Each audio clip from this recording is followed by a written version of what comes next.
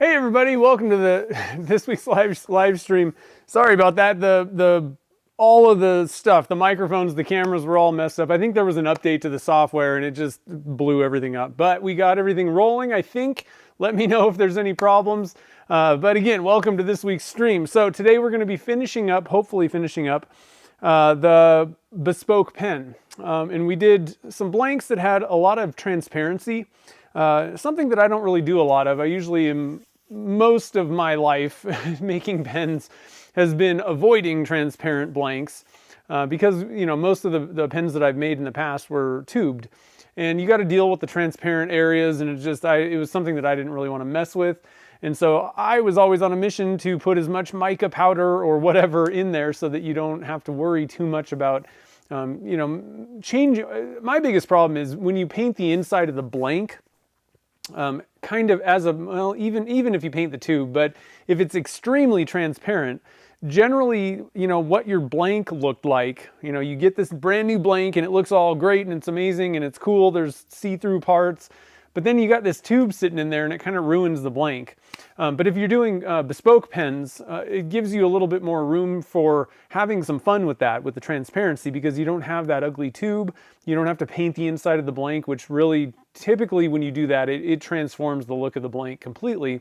The only drawback is you got to sand the inside and make it look, pretty on the inside. So that's a little bit more work, but I'm pretty excited to finish this thing up. So last week we worked on the body. I did the milling, the tapping of the threads and all that stuff. That's about all that I got through because the sanding part took a little bit longer and I talked too much probably. But what I did was I just did the other two. There was definitely no difference. The cap is the same process as the body. I would say it's even easier to sand and everything because you have more room in there. And then, of course, the section, it's a little bit more complicated. And I wanted to mention, I say this a lot, that the section's more complicated. It's really not that hard. There's more steps of drilling, especially the way that I do things. I kind of minimize the amount of drilling. If you want to get really crazy, you can put a lot of step downs to try and really fit everything in there really tight. I typically don't do that. If I had a different mandrel for the cap, I might think about it, but I mean, it's a huge chunk of brass that I have to fit in there. So I don't see the point in doing step downs and all that stuff on the cap. And then the body, you could do a few extra steps than I did. I just don't really see the point of really trying to fit the converter in there perfectly. I hit it with like one drill bit pretty much. The letter T, I think is what it is. That thing, you can drill it all the way in and out, and it's going to cover it's a good drill bit for the 1x10 section threads that you need to tap into the body, and the converter fits as well. So I just simplify things a little bit. But like I said, depending on what type of thing you're trying to do, what you're trying to accomplish, you can make things a little bit more complicated. Now the section has quite a few different step downs, but it's not tough. I want to make sure everybody understands that. I say that it is definitely more steps than I was doing with the cap or the body, but it's not hard. Now, one thing I did want to mention, somebody emailed me. There is and it's kind of, I don't have like just a link. It's not as simple as this. I can't remember exactly who it is, but somebody makes drill bits that are stepped down where supposedly you can just knock out a section in like one drilling kind of thing. The more I think about that, I guess it probably would work with the tenon cutter as well. I'm not sure, but it simplifies the section if that's something that's difficult. I don't really find the section to be particularly difficult to do. But there are some, you got to kind of get those lengths that, how far you drill in, pretty exact, and stuff like that. But there is another option. Now, the other thing is that person, whoever that is, the way that you order these things from this person, I don't know, I forget their name. I just kind of read this email quick. If I look into it and try it out, I'll share more information. But basically, you'd have to contact him through the International Association of Pen Turners website, and it's kind of like a whole deal kind of thing. Like, I don't even think he has like Facebook or anything. But one of the other cool things and this guy is a machinist, I'm guessing, and he makes all kinds of different stuff. He's got like this whole catalog of different turning things. A lot of it is pen, like bespoke pen focused, but one of the cool things that this guy made, and again, I want to get my hands on it and look at it. He made a section mandrel that goes all the way through and allows you to have support on the other side. That's something that I actually do myself. I don't really like just leaving the section hanging out there with no support. And if you just put your live center up into your threads, that I've already cracked threads doing that. If you put too much pressure on there, it'll force those section threads, that hole, to expand, and you'll break your section there. But so anyway, there's a couple things that are going on with that is kind of cool. But again, really just grabbing all your drill bits and doing all that stuff, the section's not hard to make. It's just there's more steps than other things, and you have to be a little bit more exact, I'd say. So just wanted to, don't get worried about the section. That's my main thing. Don't take me saying that it's more difficult and thinking, oh, the section's going to be scary. It's not. It's fine. So let's see here. Who was here first? Mike McEwen. Oh, hockey tournament. That's fun. Kim's here. Kim dropped in anyway. Vinny and Brian's here, and Jennifer and Mark. Nice. David Bingham is here. And let's see, said Vinny. Paul is here. Revo's here. And Bruce, nice. Lots of people. Hopefully I'm not missing anybody. James Garwood, what's up, man? Welcome to the stream. I haven't talked to you for a while. And Jim Edwards is here. And Cooper, what's up? And Barb's here. Cool. So, like I said, so today what we're going to do is the shaping. I think I wanted to skip the milling part because it's kind of the same thing as I did the last stream. If we can get this thing shaped and polished and everything, we can see how this looks. And one of the big things that I'm interested in seeing is a lot of people, it seems, go for like the full polishing on the inside, okay, with these transparent, which makes sense. It makes more sense to do as good a job as you can possibly do. Excuse me. Let me go get a drink.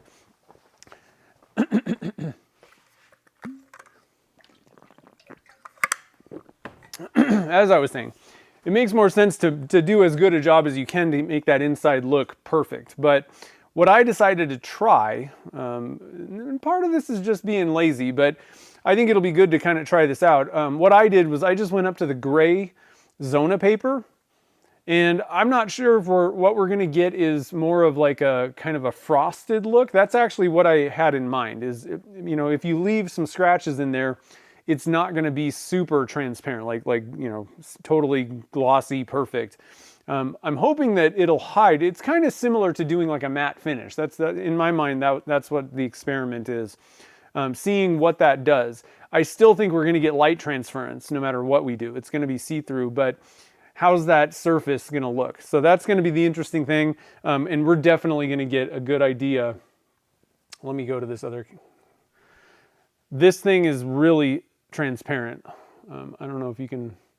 I don't know if that's like picking anything up or whatever, but it's like totally see-through at the top here. So we're going to get a good idea of what I did and if that worked. If it looks kind of terrible, then then you don't have to make that mistake, kind of thing. So anyway, one other thing that I wanted to share. So we did the blank that I'm doing, and we did the blue ones on the stream a couple weeks ago. But what I decided to do was go for a green variant, and I love this.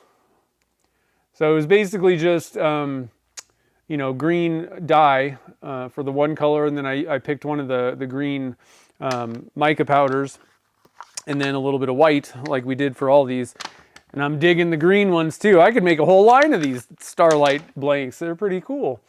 So anyway, let's see here. In other news, we did go up to Tahoe, and I decided not to snowboard. It seemed like the universe was pretty much telling me not to try it because the first day that I was supposed to snowboard, what I was going to try to do is go a couple days and just test it out, see. My knee's feeling pretty good, so I'm like, And we had a timeshare up in Tahoe, and I didn't want to just sit there and watch the gondola go up and down and not try snowboarding. But what I was going to do was like go one day, take a day off, and then if in the first day was just going to be like bunny hill kind of stuff. Is this going to work kind of thing? see how my body reacts, and then the 2 days later go again. Well, the first day it was so windy they shut the whole mountain down, and I'm like, well, okay, so I guess I'm gonna go 2 days in a row. But then it turned out that the place, the part of the mountain that I wanted to start at, that would have made everything really simple and easy, that was shut down too. And I was just like, you know what? I think the universe is telling me not to do this today. So maybe down the road. I'm also halfway thinking I might just try to get my money back on my season pass and skip this season completely, build up, and then next year be kind of like 100%, hopefully. So anyway, we'll see what's going on with that. But it was a fun time up in Tahoe, even though I didn't get to go snowboarding. So let's see here. Looking for some Bespoke pen tips. I don't know if I have any tips. You're pretty good at Bespoke pen making. But you know, we'll see what I can share if there's any tidbits. So I guess with all that, let's get over to the lathe and start turning these things up. I typically kind of go for, I have kind of certain dimensions that I shoot for. I don't really vary my pens. I don't make enough of these things to, it's just much easier, especially if you're doing a live stream, to just be like, okay, here's my standard pen kind of thing. And frankly, even if you're getting started, you know, it's fun to kind of try different things. And I did a couple different things off the bat, but then I kind of honed things into where, you know, I liked certain dimensions. And I actually kind of recommend, if you're just getting started, you know, play around a little bit, try to find some dimensions and shapes that you like. But I would actually recommend, rather than trying to do a bunch, like 50 things at once when you're learning, just starting out learning, you know, because there's a lot of steps and things going on with the milling. I would, you know, try to maybe do kind of, you know, again, find something you like, but do quite a few of the same shape. That way you can kind of get that knocked down and have that, you know, okay, I know how to do this one, then step out. That's just one way of doing it. I'm not necessarily recommending that you have to do that if you're beginning, but it kind of makes things easier if you can just kind of, again, have notes, follow your notes. Okay, I want this end to be this diameter, I want the other end to be this diameter, taper it, or do whatever you're doing. And you just, it takes away a lot of the ways to mess up if you're just doing the same thing over and over. And I'm not saying for like years do this, but you know, do 10 pens kind of the same and just kind of get a feel for that and get used to making these things. I think it's kind of a good way to go, and then start branching out.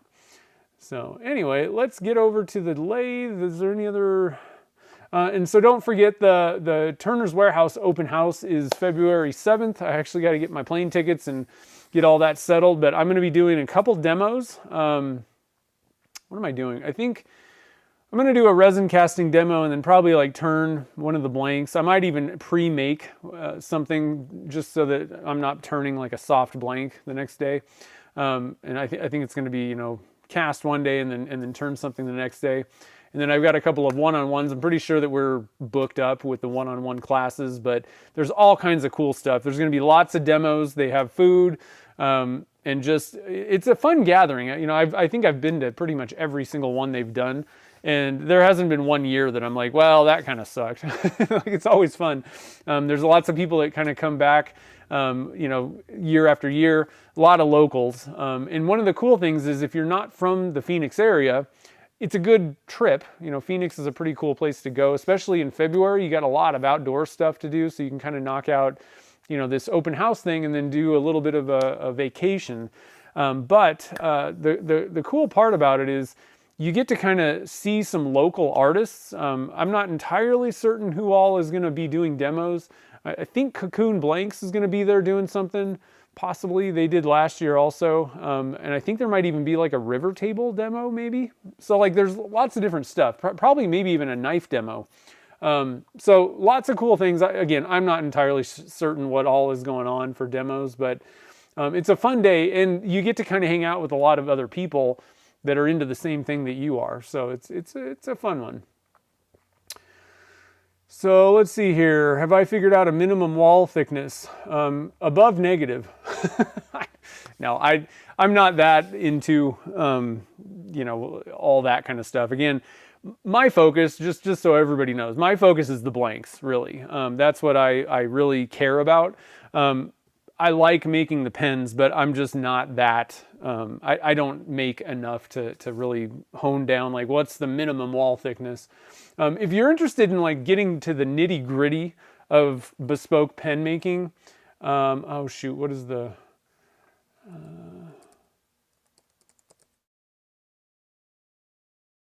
yeah, As the Pen Turns podcast. So if you listen to audio podcasts, I highly recommend listening to that.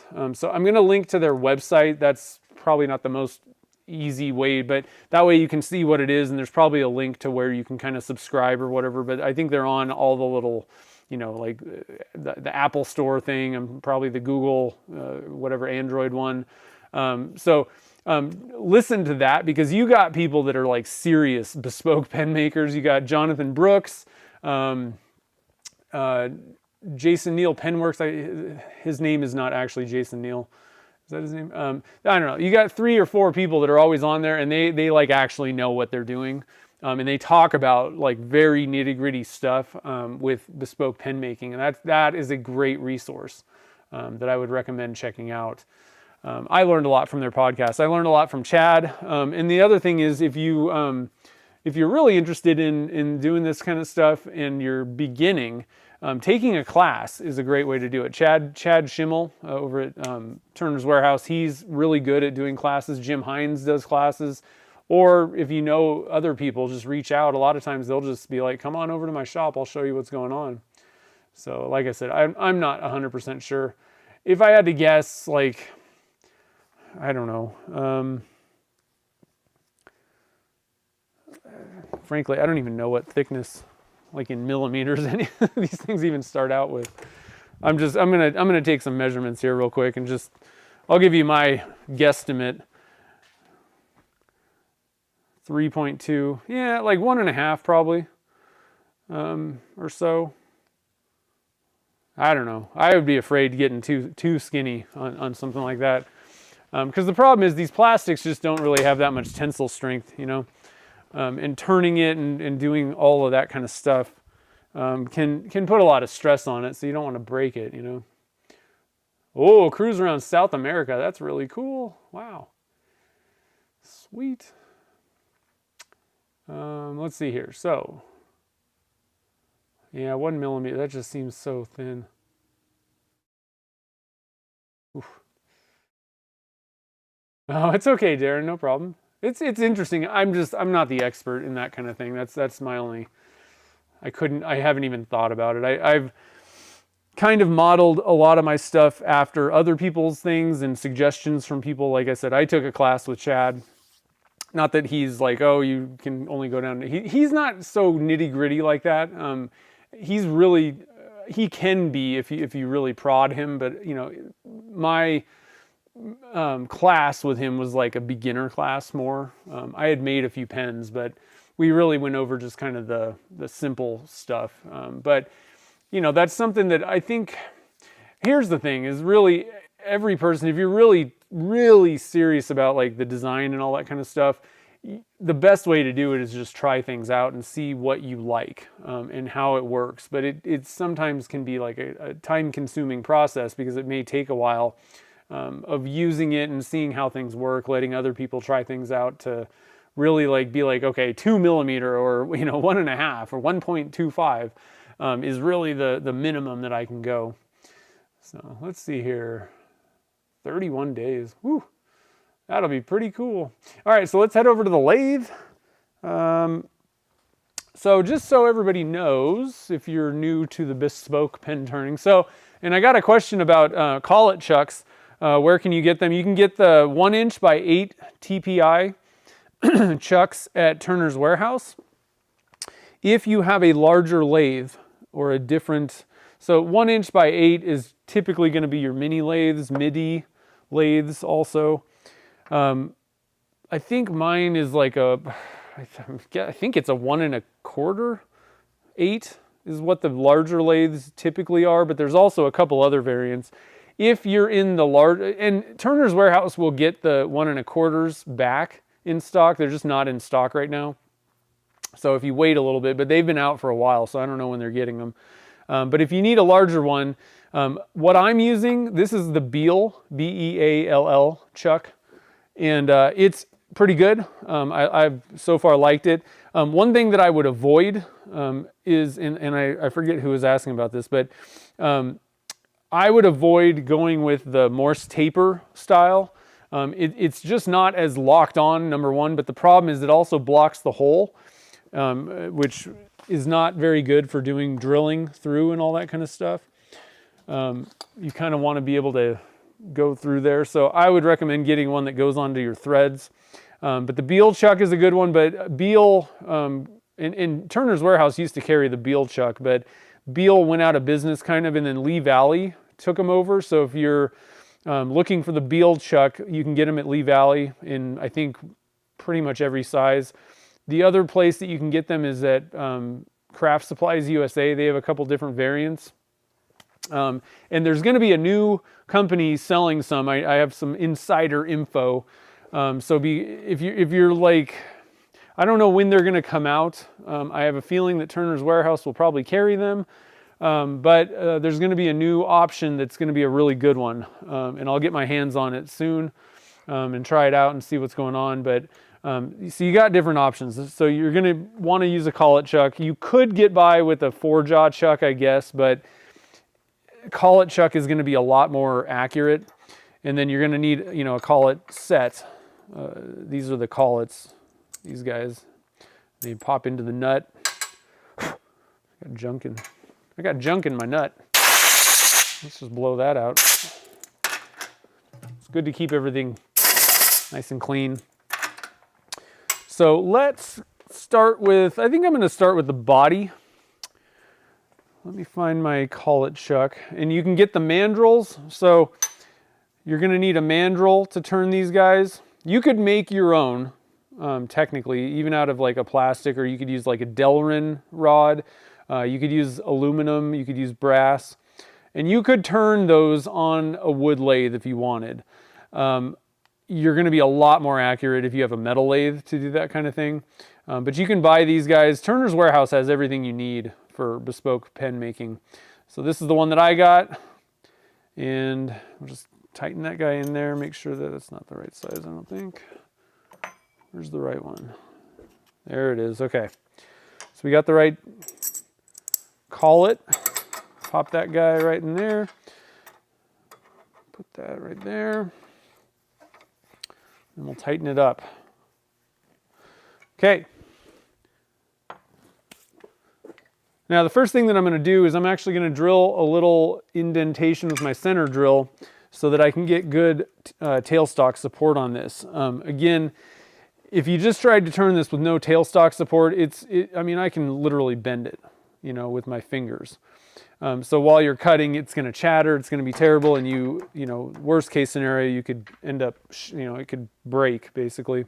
So you're going to want to have tailstock support. I recommend, unless you don't have enough blank length left, I would recommend trying to keep your blank long enough to where, it's long enough for the pen and you can part it off, but there's enough room to get, probably about a 1/4 inch or so, maybe a little bit more. So you can hit it with the center drill and then use your live center. Having that angle is going to give you a really good solid contact. It's not going to be moving around. If what you do is you just kind of shove your tailstock, live center up in there, that cone is just going to continually keep digging out material, and it's not going to be a very good hold. It doesn't stay very well, is what I've found. So let's get this thing rolling here. We'll just hit this with our center drill. You don't have to go too far or anything. Just get that angle on there, 60-degree angle, and then your live center will match up quite nicely in there. Give you the support that you need. The support that you deserve, really, is what it is. So let's see here.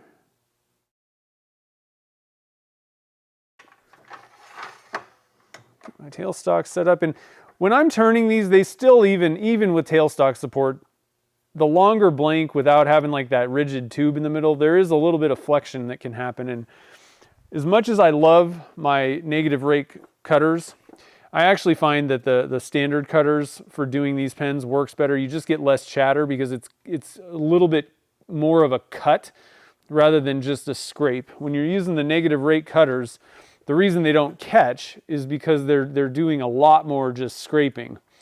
And it's a little bit less of like a cut. The cutting action of the standard cutter, I find, just makes things a lot easier, and again, a lot less chatter. Usually you don't get chatter on the ends. You got a pretty good support. I mean, there's a brass rod going in so far, but like right in the middle, kind of, you get a little bit of chatter, and that's just not very fun. So I've found that the standard cutters actually work a little bit better for this type of thing. But I generally use the negative rake cutters for pretty much everything else. All right, I'm going to turn, I just dropped my little key fob thing. Turn on the dust collection. Let's get this thing rolling. So before I begin though, I do have notes, and I have dimensions that I like to go to. Let's see here. Yep, okay.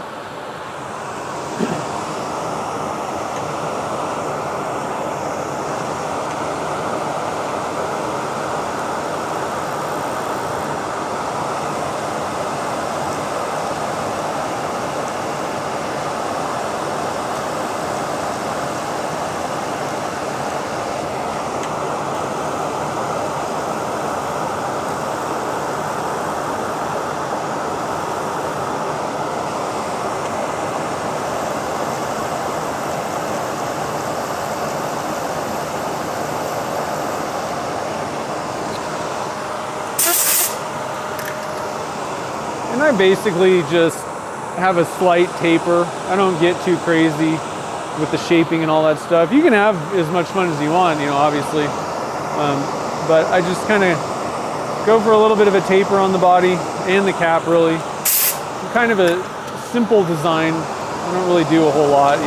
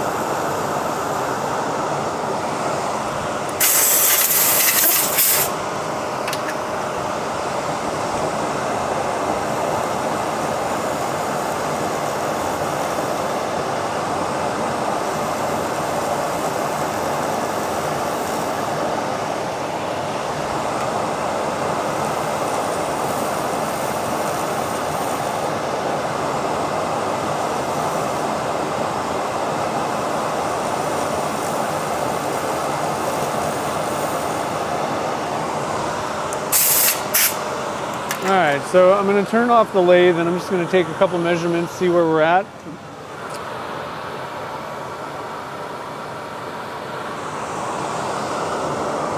The other thing that I like to do is just see how straight. A lot of times I end up getting like it's thicker in the middle and thinner at the end, so I just kind of keep an eye on that. I take a couple measurements real quick. Gotta get my little light here so I can see what's going on. Close there.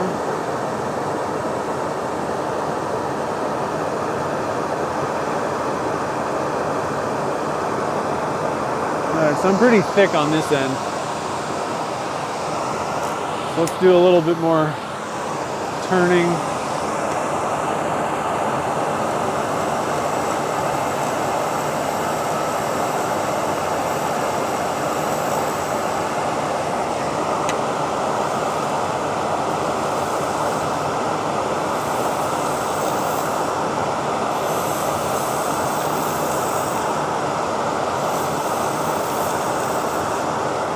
And so one of the little tricks that I use to get a little bit of a taper you might have just seen that, is I take multiple passes, but short ones. I'll take a little cut, and then a little longer, and then a little longer. And that just kind of helps me to take a little bit more off at the one end and just gradually take less and less as I go. That'll kind of get me at my taper shape happening.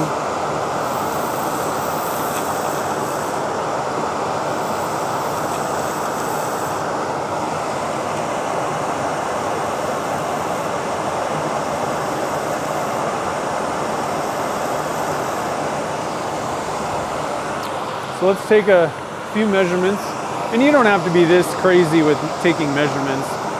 I just, like I said, I found some dimensions that I really liked, so I figure why not just kind of do that, stick to it. All right, I'm very close right there. Then it kind of bubbles out right there.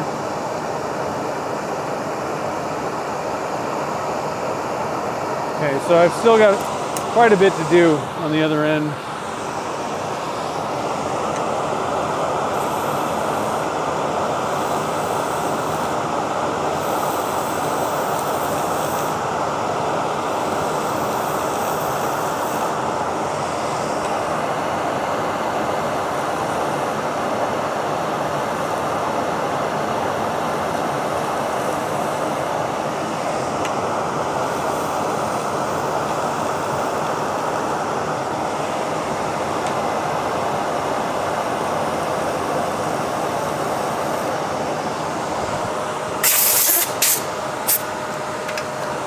All right, one more quick measurement here.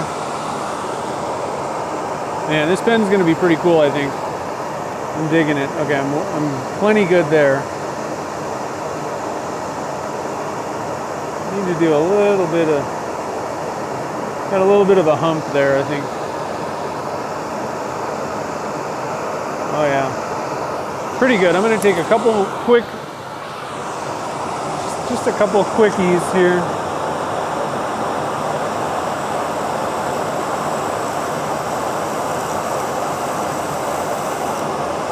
I think that's probably it. Just kind of smooth it out a little bit. And I think we're golden. So, real quick, what I'm going to do is I also have like the length dimensions.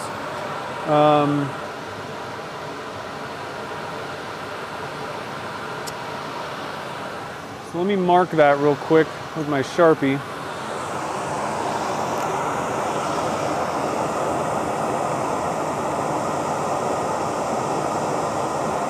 Somewhere in that neighborhood is good. And then what I'm going to do is I'm going to come in with my detailer.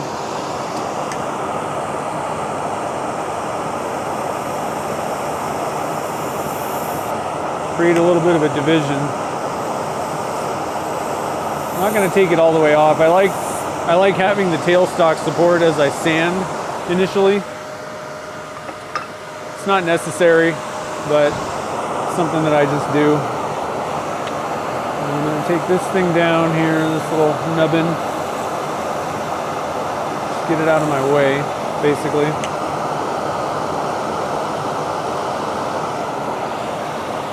Okay. Let's do some wet sanding. Who's ready for some sanding? Let's see here. Have I used a metal file? I've never done that. I've seen other people do it.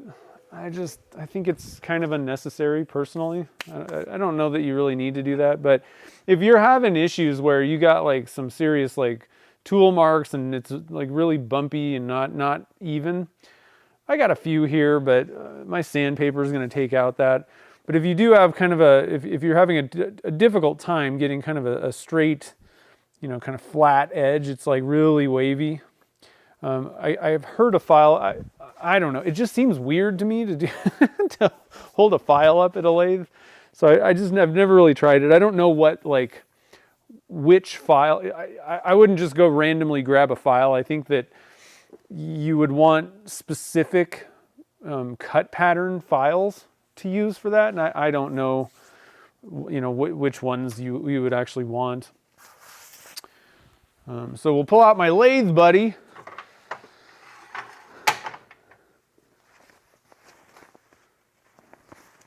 Cover my lathe up, and I got a link to where you get these. They're on Facebook right now to get these things. It's just like a towel basically that can cover your lathe, but it's cool because it's got like a plastic or whatever water's not going to go through this basically. So that's nice to have that backing, but there's also magnets in here. So you can stick it to your, to your lathe however you want. They got all kinds of different sizes and all this stuff. So they're called Lathe Buddies. And it's from Third Gen Pen Shop and So Amusing. It's a brother-sister. She sews and he's a pen turner, so pretty cool. I saw Turner's Warehouse kind of showed these things off, and I was like, well, that's pretty cool. And then they got in touch with me and wanted to send one out, see what I thought about it. So far, I'm pretty happy. I was just using, I would just kind of stick whatever, honestly, I had ShamWows, and it was more just a joke because we had those, and buying them was a joke. But I would just kind of cover it. But these things are great because they're larger. I like that it kind of hangs onto my banjo and kind of covers all that. It's just a better option than what I was using. But you can use anything. But it is quite nice to kind of get your bed covered. Okay, what am I doing here? So I need some sandpaper. So I'm going to start out with my normal regimen of sanding here. Please tell me these are 600s. Yeah, okay. I'm going to start with a 600 silicon carbide. So that's your like wet dry. And I really find that at this point, I am fully convinced this is the best sandpaper to start with. To really get your tool marks out. It's a very, there's a lot of grit packed onto the silicon carbide type paper, the wet dry. And it just tends, like I can sand with a 600 with silicon carbide, and it does a better job, I would say, than the 400 Abranet that I was using. And part of the reason is the Abranet is like a mesh. And it works fine, but this works better. So I like doing that. That's usually my first step. If I got a lot of stuff that I need to take out, I'll drop down to a 400. But usually that will take care of anything with these plastics. And this stuff is kind of meant for this type of work anyway. They use it in auto body. So, sanding like clear coats and things. And then after the 600 grit, and I only really use this one with wet dry, then I switch over to the Zona papers. I find that these are polishing papers. They just work a little bit better. 800 to 1,000. If you had that on hand, that's not bad. That's a good way to go. But what I find is the paper's kind of rigid with the wet dry. And so for doing kind of like that initial work of really hogging off, some material and getting it all flat, I find that this works great. But I like the flexibility of the polishing papers a lot more once I start doing the actual polishing. I think they just work better. And then we'll move on to our, after that we'll move on to the magic juice. I couldn't think of the word. So I'm going to put some gloves on. I don't really like wet sanding. It's so dry here that I get my fingers wet and then they just crack my skin. So I like to wear gloves. And, it's up to you if you think that nitrile gloves are dangerous. I think fabric gloves, I would never wear those. You never want to wear something that will not rip at the lathe or any machine for that matter, even like a sanding belt or anything where moving parts are going on. But this stuff will just rip if it caught. So it's not, I don't find it particularly dangerous, but you'll have to use your own judgment on that in your own shop and decide if that's something that you want to use. Yeah, if you have an issue with the skin, dryness with wet sanding, you could also use something like an oil, like mineral oil would work, or something else like that wouldn't crack your skin as much. I mean, you could even use with sandpaper. This is something that I don't think a lot of people actually mention about this. You know, so most of you guys probably know, at least have heard of Yorkshire grit, right? You could actually use this in conjunction with whatever grit sandpaper you want. Just because there is some grit in here doesn't really matter. You could like technically wet sand with Yorkshire grit with a 600 grit sandpaper, and you're going to be sanding at 600. It doesn't really matter that there's some grit in the Yorkshire grit, but there is some waxes and oils in there that would be a little bit better on your fingers if you wanted to, you know, an alternative method. Water's fine for me.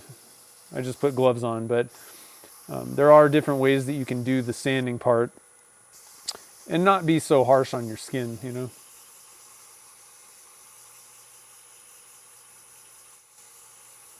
Negative rate curved scraper. Yeah, maybe. There are some pretty well known pen makers that I do know use a file. So it works. I don't know. I haven't. Again, I'm not trying to make $3,000 pens here either. So, you know, I like to make a pen, but I don't know that, at least right now, I don't have plans to try to be the best pen maker on the planet. So these are fine for me personally. Oh, I almost lost it. I don't know.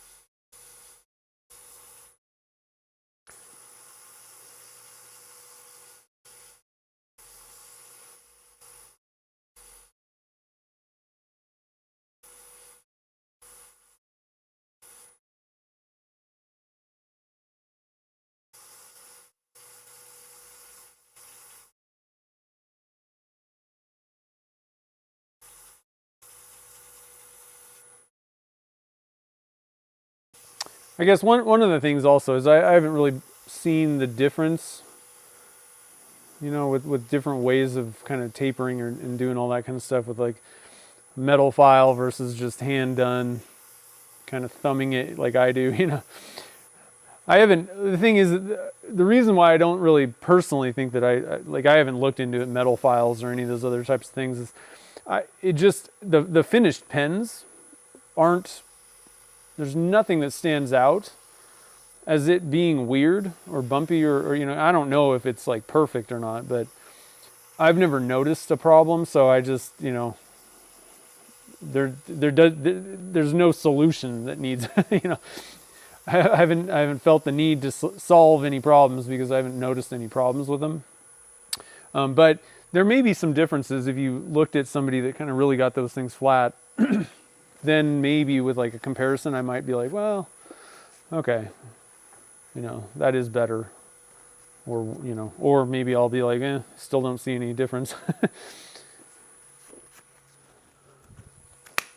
But the thing is, and I don't want to make it sound like it's like I'm better than that or something. That's not what I'm saying. There's no problem, so I don't see a need for a solution. But if you are having difficulty, you know, if there is a problem, then use whatever means you can come up with that works good for you. You know, don't be afraid to pull a file out or a sanding block or, you know, whatever. I mean, some people may be like, oh, you should just turn it straight or whatever. Use whatever method you want, you know, and it'll all work good. That's looking pretty cool, guys. Let's see if I can get you guys in. It's not, I mean, you can't really see a whole lot right now. It's still dull. But I mean, even just after the 600 grit, this blank is looking pretty killer. Is that focused? I think it's going to be pretty cool. So again, this is the body. There's definitely transparency right here. So we'll get a good idea of, you know, I'm going to polish the outside fully. we're going gloss. But what I'm curious, what I'm really interested in is all I did was I took it up to the gray Zona paper. That's it.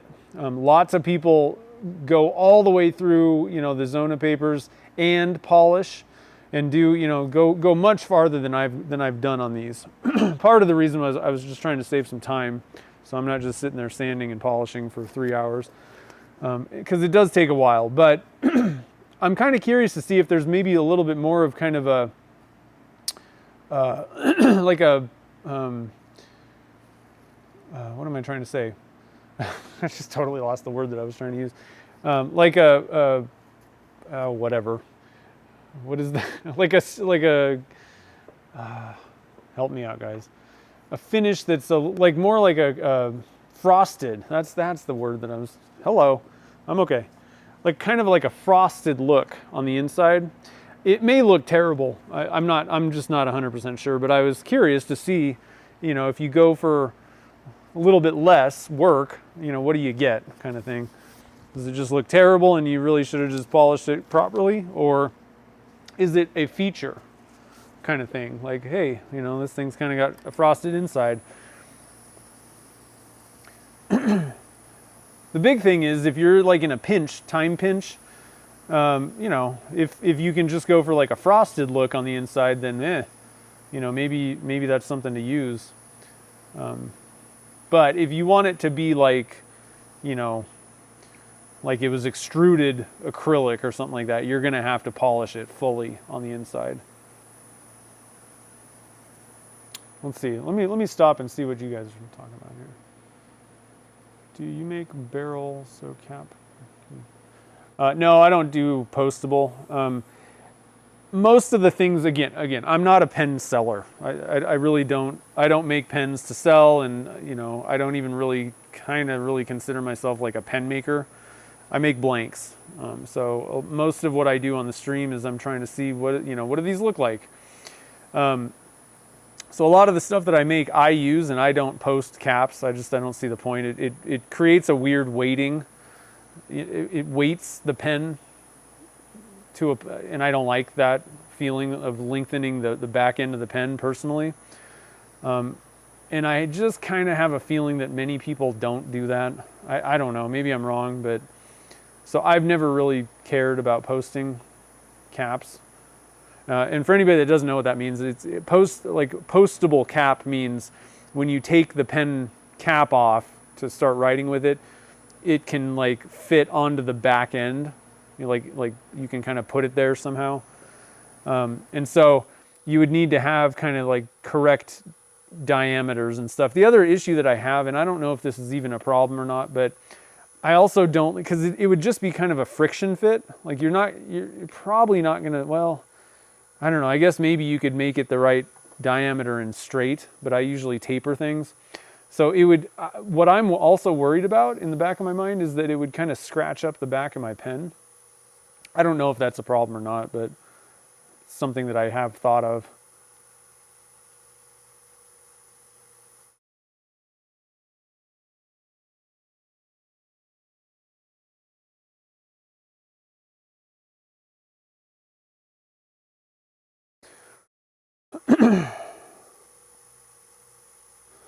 So I'm gonna cut off the back end of this little nubbin thing now. I like to have a little bit more support when I'm using the 600 grit, because sometimes I end up putting a little bit more force on it, and it's not a big deal.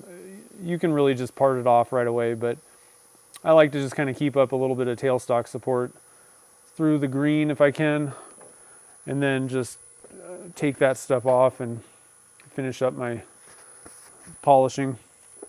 It doesn't make any logical sense what I do. So if you're like, that's a silly way of doing it, I agree probably, but that's how I do it. Try and dry my hands off here a little bit.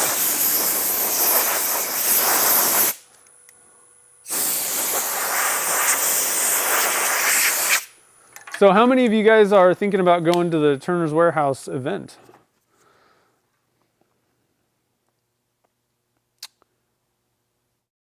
let's see here. I'm just scrolling, seeing if there's any. Hey, what's up, Mike McEwen? How's it going?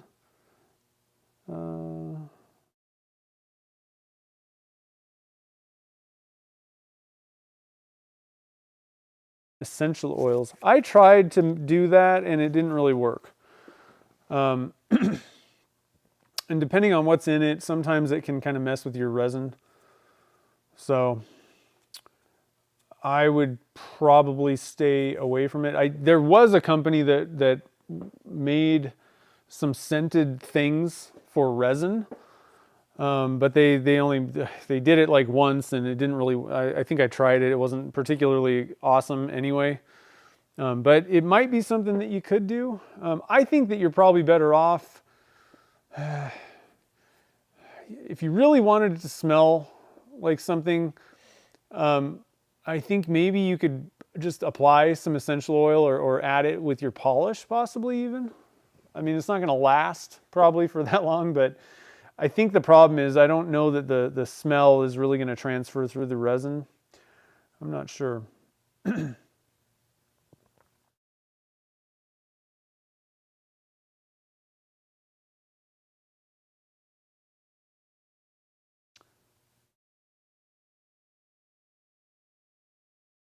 Oh yeah. Yeah, if you put threads on the back end, that'd be cool.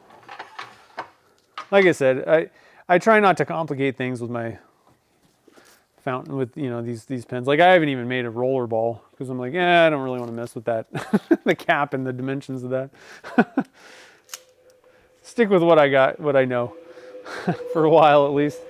Down the road, you know, I may, you know, if someday down the road, if I kind of get a little bit away from like blanks, basically if I kind of stop the business side of things and I'm doing more just hobby stuff, at that point I may kind of focus more on pens possibly. And so at that point, you know, maybe I would get a little bit more deep into some of this stuff, but for now my main focus is the blanks. And I just make pens to have some fun here and there, but I don't really have a lot of time to, maybe not everybody needs to, but I need to continually practice things to get good at them. And I just don't have enough time to, you know, really practice, you know, the nitty gritty details of the pen making stuff.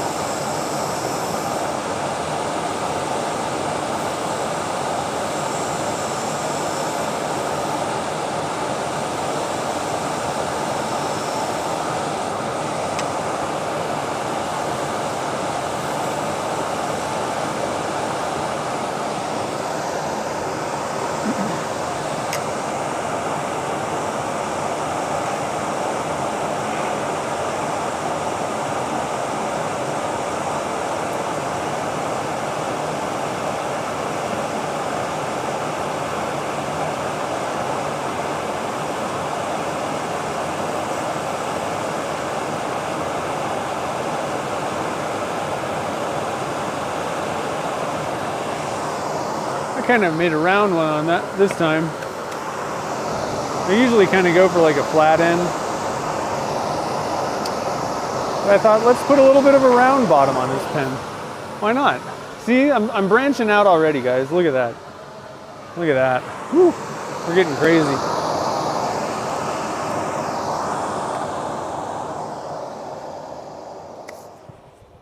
All right, and then I'll bring some water back and we'll just, again, you know, like I said, it's a little bit redundant the way that I do things, but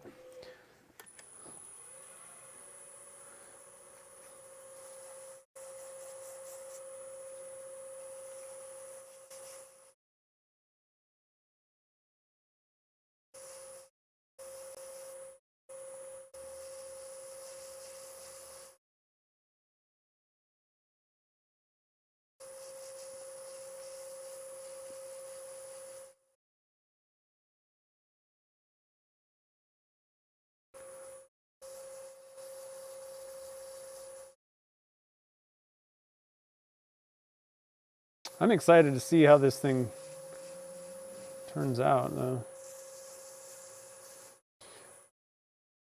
Again, I typically don't do this type of thing. This is really the first kind of, I don't know that I'd call this like a demonstrator type pen, but it's, you know, in that kind of genre.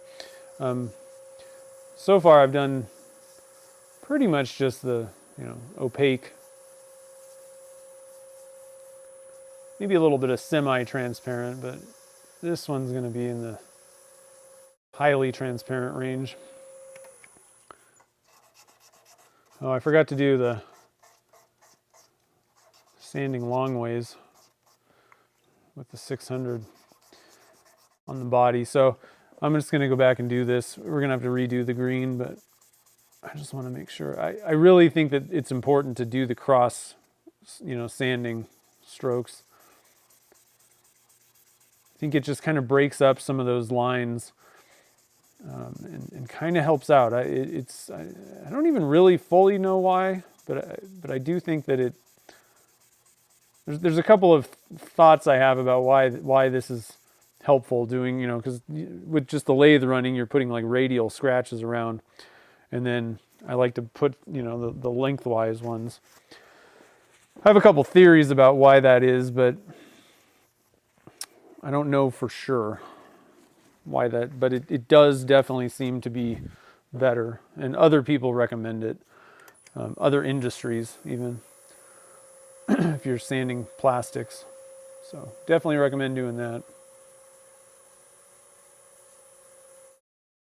Yeah, you can smell coffee beans, but the thing is, like, so, and this is why I was saying that I'm not sure that essential oil would work, because the resin is kind of encapsulating it a little bit more, whereas like coffee beans, you know, you can kind of smell them, and I've, you know, candy canes, anything like that, but it's kind of on the surface. It's not necessarily totally covered by resin. I will say, if you put you're going to have to put a CA finish on top, and that kind of kills the scent a bit, quite a bit. It deadens it. So, you know, that's the tough thing, is it would be cool, but so far I haven't seen anybody actually make something and continue making something that works really well. And some additives, you really have to watch out what you're putting in the resin, because it could cause like curing problems or change the physical properties of the cured resin. So just a couple thoughts to think about. It's not a big deal, you know. If you want to try something out, just give it a shot and do some smaller samples. But I would recommend not making like, you know, a huge batch of blanks, hoping that this works, because, you know, just try things out. Add a little bit of, you know, essential oil if you wanted to try that. Just do a little sample cup, so all you're wasting is, you know, not too many grams, like less than 100 grams of resin, and just see if there's a reaction, a bad reaction for some reason with the resin. Then maybe step it up to making like a blank, see how that goes. Turn it, see if there's if it feels different to turn, or if it's brittle, or, you know, just keep an eye on it. But definitely don't waste a lot of resin. One of the, you know, when I used to do a lot of the Dunkin' junk things with like larger projects and, you know, bowls and stuff, and it would never fail. There'd always be somebody that's like, oh, I decided to try resin stuff, and like they go for like these gigantic, like 5-gallon bucket, you know, hybrid wood and resin pours, and then the whole thing blows up in their face. Not literally, but, you know, figuratively. And they're like, I don't know what went wrong. And I'm like, man, don't go for the hardest thing with a ton of resin for your first project. Baby steps a little bit. Just get used to what's going on, and if you're doing something that you haven't done before, do little tests, see how it goes.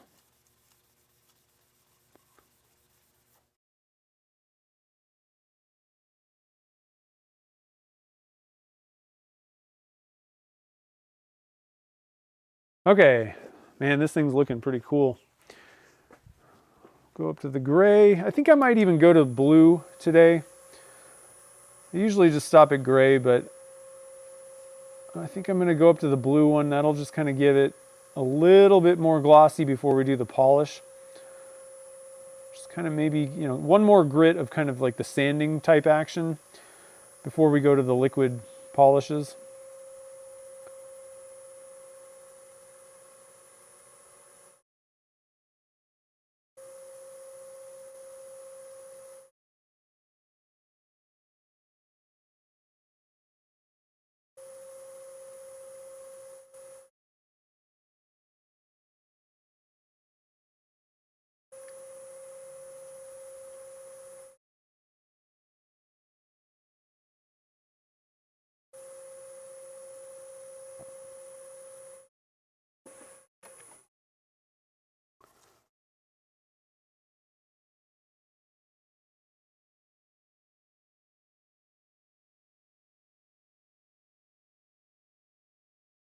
Okay, let's see if I have a blue. I don't have a blue.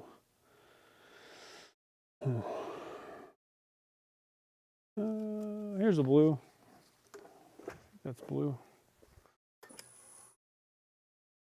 Need to cut some. I like these little square kind of ones because I can get 2 fingers underneath the bottom of that. So I used to make these guys, but you end up kind of like it doesn't really. I don't know. I don't think it works as well.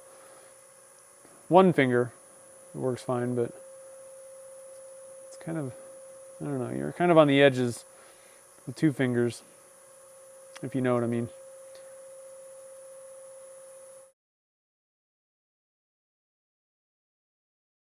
In walking distance.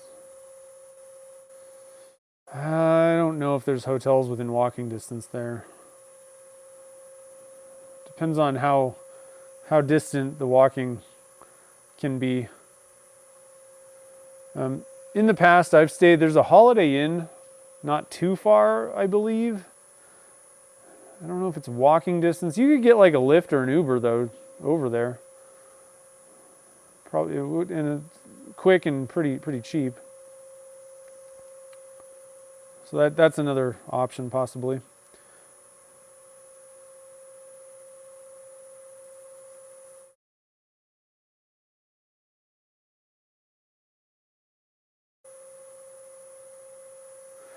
One time we actually rented a Challenger. That was fun. That was a fun rental car. Wasn't that expensive either. We had fun driving that thing around Phoenix.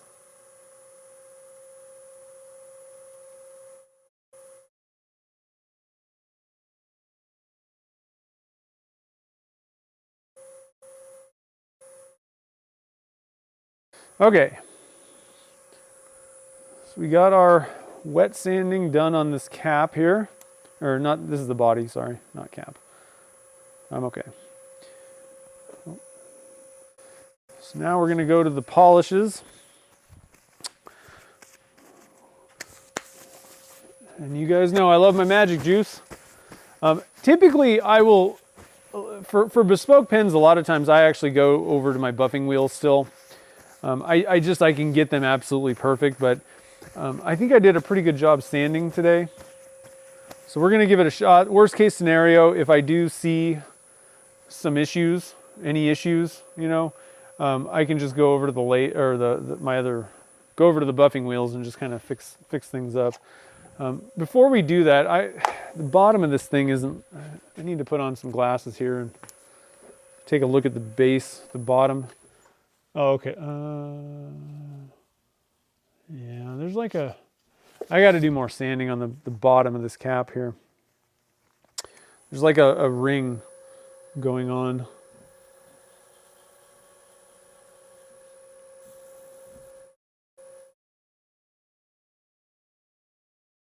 Like a tool mark. I thought it was just the white dye, but I don't think it is.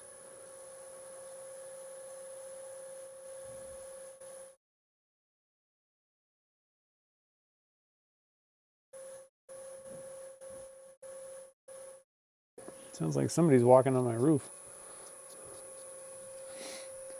All right, let me dry that off. Take another look.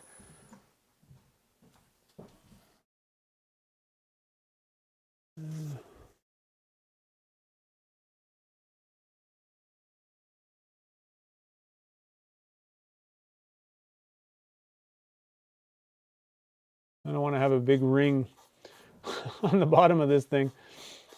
That'll look terrible.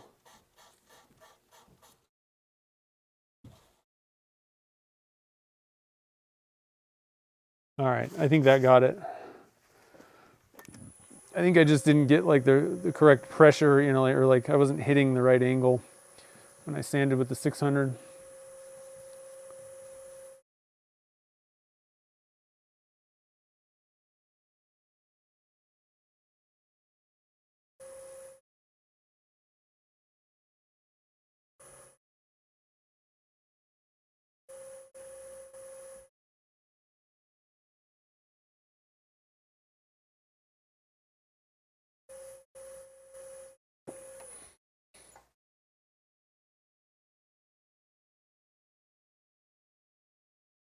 Okay, and then go back to the gray.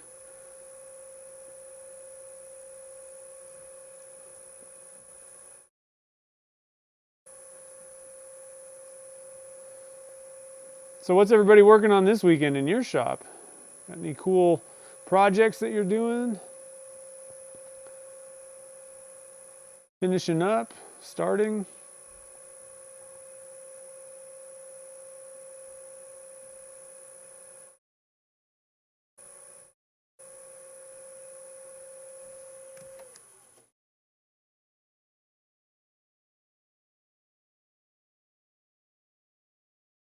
Okay. And some blue.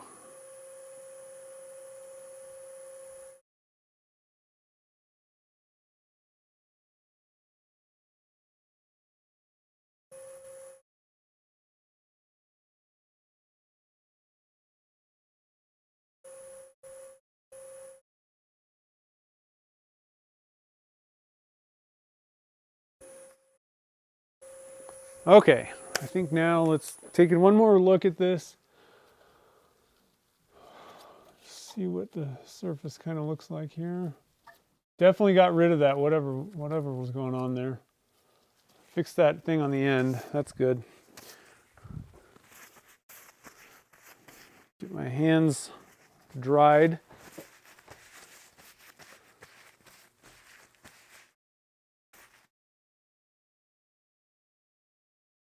And we'll pull out our magic juice and give it a ride.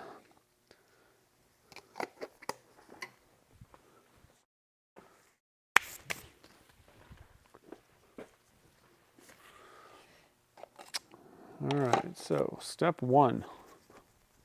And if you're not familiar with magic juice, this stuff is awesome. It's a 6-step process. It's just liquid polishes. Works really well. It's definitely the cheapest and the quickest way to get a nearly flawless finish. Most of the time flawless. Like I said, I had been doing buffing for many years, and I have that totally down pat, and I can use buffing wheels to kind of get things absolutely perfect, but it takes longer. It's kind of a pain. You got to take the stuff off and move over there. It's dusty. I got to turn the dust collection on. Liquid diamonds is like 98% perfect. And every once in a while I might need to kind of like touch something up on the buffing wheels or whatever, but generally magic juice is excellent, and it puts a better polish, like a better gloss on the blanks than a lot of those 3-wheel buffing systems come with just like a white diamond. Technically wax I'd never liked. Wax, depending on which type of wax you're using, a lot of times just the oils in your fingers over time will dull it. So I never really liked wax as a wheel option. So I would just stop at white diamond, and frankly, white diamond just doesn't get it as glossy as you can get with magic juice. A while back I did kind of an experiment, and I was super skeptical. I was like, okay, I'll try this stuff. I really like my buffing wheels. But it turned out that I was getting better results in quicker time. So I was like, well, you can't argue with that. So I switched over, and that's pretty much what I use for everything, just about. Sometimes, like I said, I'll go back over to the buffing wheel just to kind of touch something up or get a pesky scratch out, especially when you're talking like the darker blanks. It's really hard to get every single scratch out on a black blank.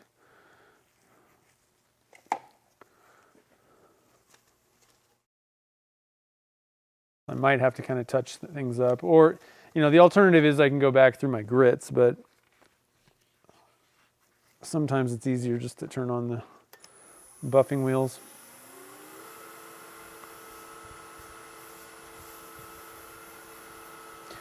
I also have my like a buffing station basically. I don't have to like set it up. That was one of the big things for me with the Magic Juice.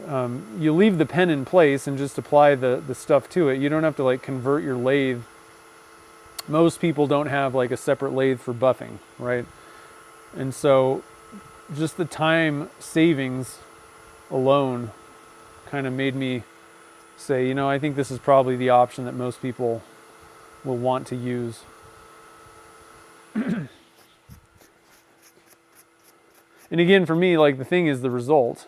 And like if it's easier and cheaper, but it doesn't doesn't work, then I'm like, no thanks. Wow, already we just hit it with number 1. Oh, this is gonna be a killer pen, guys. This is gonna be good. So I hope that we can, like, honestly, you could literally just stop at number 1 almost. This polish, it works so great. Let's see if we can make sure that this is focused. Is it focused? I can't tell. Gonna be making an appointment with the optometrist soon because I can't see. I'm like, you don't need to do a file. Everything looks fine. Did I mention I can't see? So, okay, I think that's in focus. Look at that.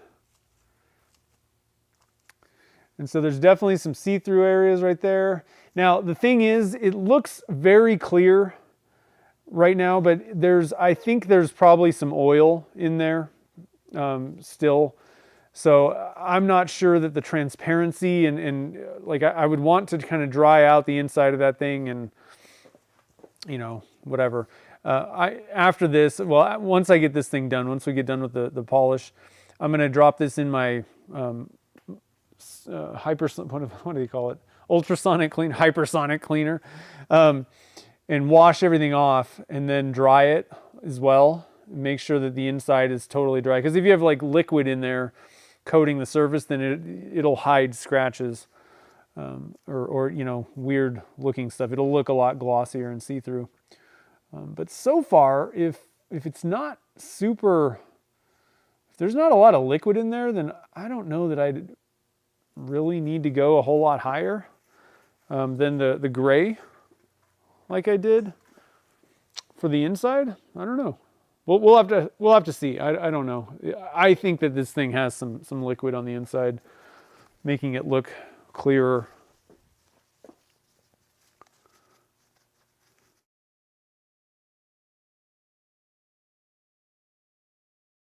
You're making a silicone. So Songdog is making a silicone mold out of a 3D printed insert for a handle mold. That's pretty cool. 3D printers are pretty awesome. Like, if you really think about it, they can really do a lot of stuff. The biggest problem is, like that I run into is there's a lot of things that I would like to make, but you got to model it. And if you're not particularly proficient with modeling software, then, I mean, you can have someone do it for you, and that's fine. But if you can 3D model stuff, and you're goodish, with your 3D printer, you know how to use the 3D printer too, man, sky's the limit. If you add like a CNC or a laser into that mix, woo, there's pretty much nothing you can't make.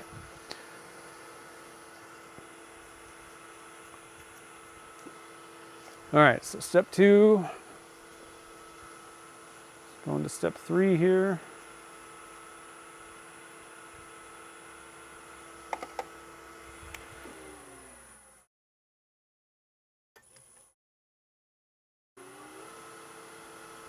Hey, step 2 didn't catch or anything. Wow. That's weird.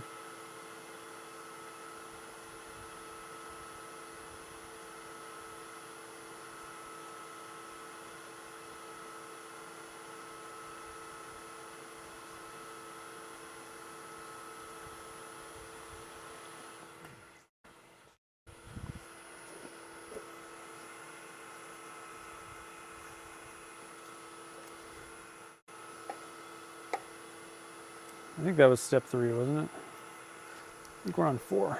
Yeah, we're on 4.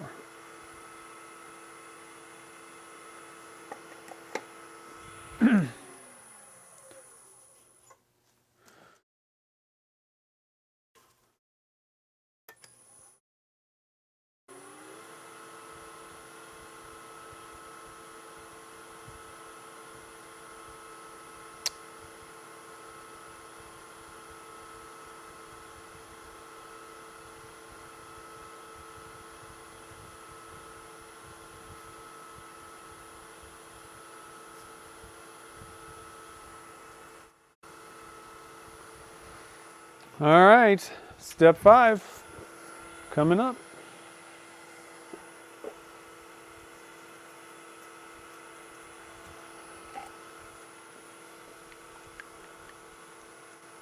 Hey, Salisbury, how's it going? Welcome to the stream. I think I need to get some more 5. Oh, no, I think the thing was just blocked.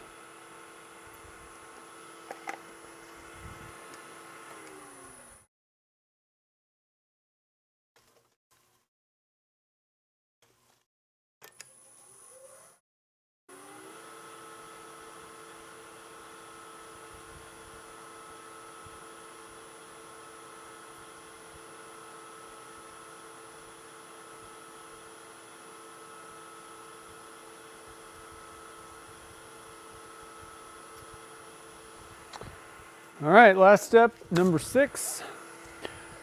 And for anybody that does do buffing, and you're like, well, wish it got a little glossier. One thing that you can do is you can do a mixture. You can use your buffing wheels, but I would come back and hit it with maybe step 6 or 5 and 6, or another option that you wouldn't have to buy like a whole set of stuff, is the Turner's Warehouse ring bling, as kind of just a final step polish.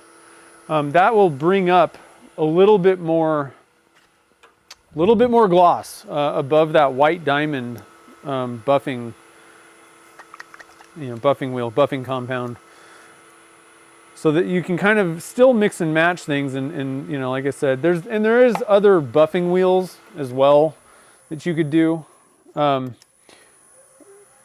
You can use like I'm pretty sure like the blue buffing compound is a little higher. There's also like a pink one, I think, or something like that.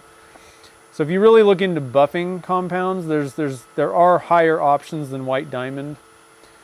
Another thing that I used to do in the past is you could also use like an automotive polish with a buffing wheel, which is basically the same. It would, either automotive polish, or you could even just use your magic juice with it. But the thing with buffing is the wheel material, what the actual wheel material is, as well as the polish, both go into that. So you can really geek out on that stuff if you want to. But like I said, pretty much magic juice just works. A lot of times you just don't need to overcomplicate things. Ooh. Let me get my glasses on so I can see if I'm focused or not here. Hold on a minute. Gotta take the safety glasses off so I can put the optical glasses things on. Man, that's pretty cool. I really like that. So far, I mean, I'm really not, again, there may be some oils and stuff on the inside still. If that doesn't go away though, I mean, I see no reason to like go through 50 different grits and polishes and stuff on the inside. I don't know. Again, I'm not going for perfection or anything, but I mean, I can't see, I don't know. So what I want to do is I'm going to drop this guy in the ultrasonic cleaner, and I brought my ultrasonic cleaner over so we can get a look. Actually, I'm just going to pull it over to the lathe. I think that's actually easier. Unplug it and bring it over here. I'm going to put it back, but you don't need, I highly recommend picking one of these up. It just, you think that your blanks and stuff are clean, and they aren't. Like, no amount of tapping, even blowing it out with an air, and this is mostly for after milling and all that stuff, but it just air tapping it on the lathe, and I even have a little whatever these things, like a pipe cleaner kind of thing, like doing all that stuff. You still stick it in the ultrasonic cleaner, and it cleans more junk out. So these things work really well, but this is like super cheap. I mean, it's just like a jewelry. You know, it's called Magnasonic. I think I might have a link to this. I think I got it on Amazon. But you know, whatever. Like it doesn't need to be anything spectacular. But I do recommend getting one because I think they really help out. And I use it for a bunch of different stuff in the shop. Let's see if I can find this one. There it is. And I did a little bit of research. This is a pretty good one. There's probably cheaper ones if you wanted to look for a cheaper one, but so far I've been really happy with this one. So I'll drop a link to Amazon for that thing if you want to look into those. Like I said, I don't think you need anything fancy. But you can pick something up for pretty cheap on like Amazon or Temu even, or you know, any of those types of things. Bang Good probably has them, and all the other things. All right, so we're gonna drop this guy in our ultrasonic cleaner real quick. And I run it for the longest amount. Oh, I don't need to turn it on. That's not what I was trying to do. Let's see, it goes for whatever, I think it goes up to 480 seconds, I guess, whatever that is. That's the highest number that it goes to. So we'll just run that until it's done while we're working on other things. And what I'm going to do is I think, oh shoot, do I have Q-tips? What I would want is some Q-tips to try and dry out the inside of that thing. I can use like air and a couple other things. It'd be really good if I had Q-tips though. Shoot. This is why I want my shop in my house, because sometimes you just need to get a Q-tip out of the bathroom, you know. I don't want to have to buy a whole box of Q-tips for the shop too.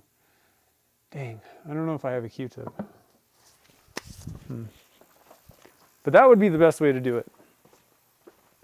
All right, so let's turn the lathe into turning mode again.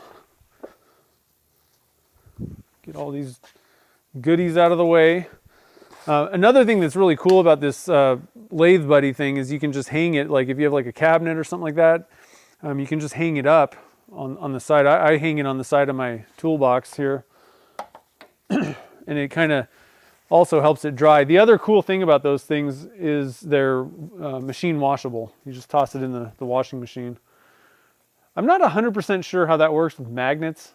You might need to like fold them back on themselves or something. I don't know. But you can wash it, so that's cool. Let's see here. So we're going to switch out the nut. One thing that I wish they had, I don't know if it makes any sense or not, but it would be kind of nice if, I don't know, you could get like all the same size. So I don't have to switch collets every single time. Let's see here. Is this? That's not the right size. Right size? Nope. Huh.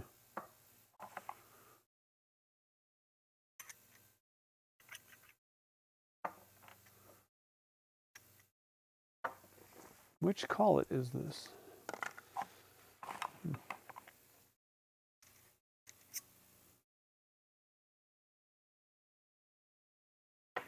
3/4? Ah, there it is. Okay.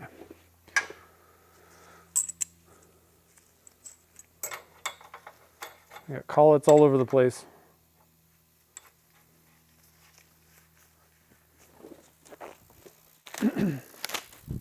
All right, so let's see what you guys are thinking about here.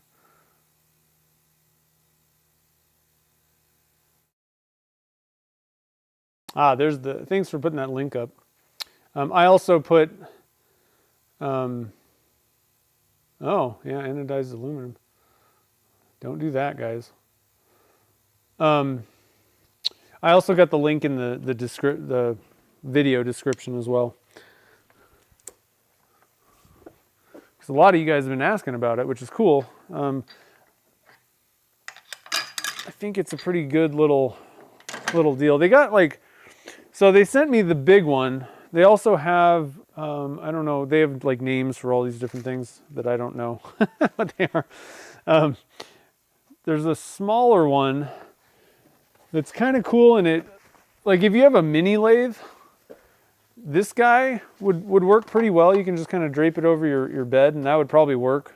That could kind of work for pens. I like the big one because it kind of covers everything up to each side, and I get a little bit messy.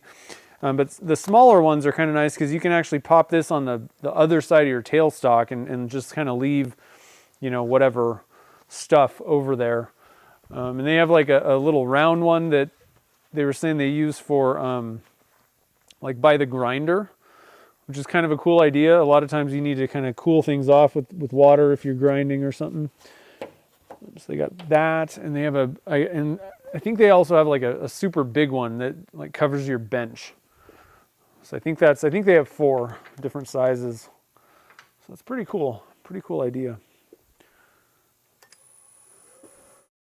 Let me just stop this and make sure we got this. Okay, we're good.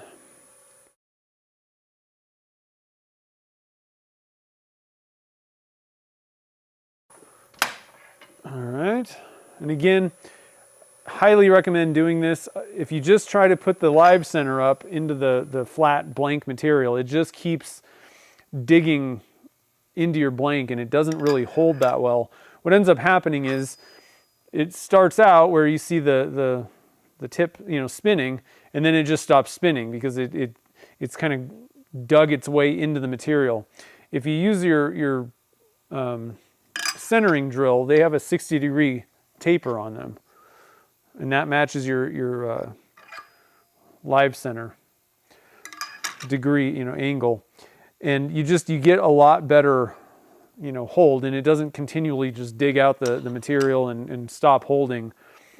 But you have to factor in, you know, that material being wasted when you're cutting your blanks and stuff. So if you didn't have enough material to part that off basically, or get rid of that hole, then you got a problem, and you'll just have to kind of make do, you know, using just kind of the tip of it. But you got to be a little bit more careful when you're doing that.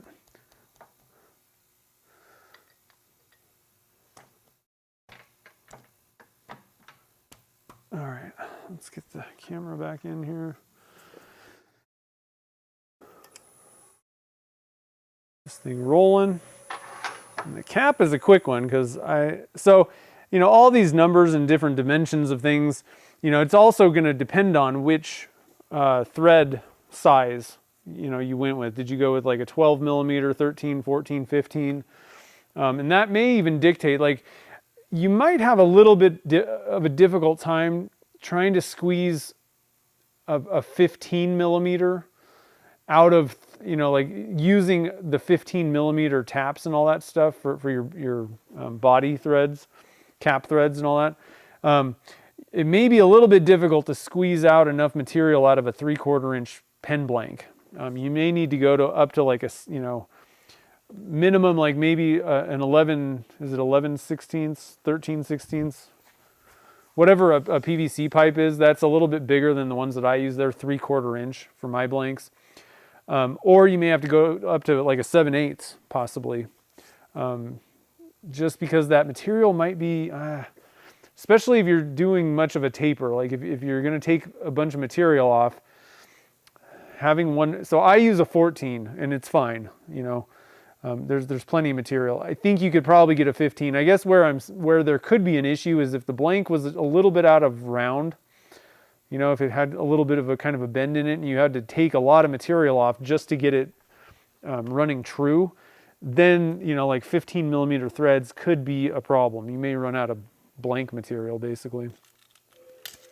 So just a couple things to kind of keep in mind.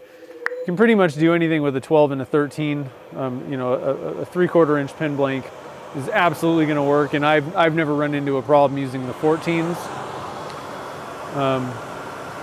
I prefer that size generally for my pens. Just a couple things to kind of keep in mind.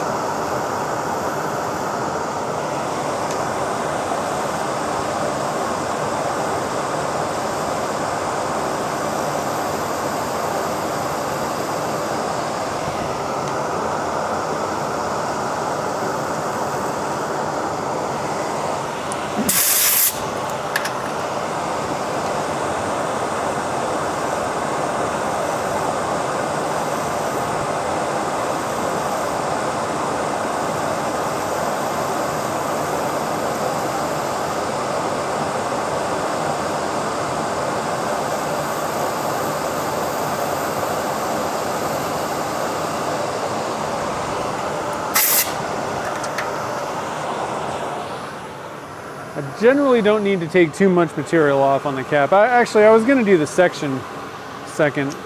That was my game plan. I just picked up the cap instead, but whoopsies. I just wanted to see how realistically, I'm just curious to see how the section turns out. I don't know if that one's going to be see-through, and I didn't do any sanding on the inside of that one. Kind of hoping it would just be mostly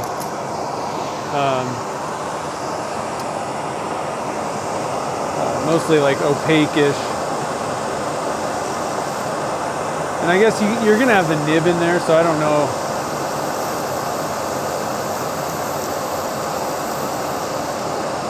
I'm not sure how much it matters, I guess.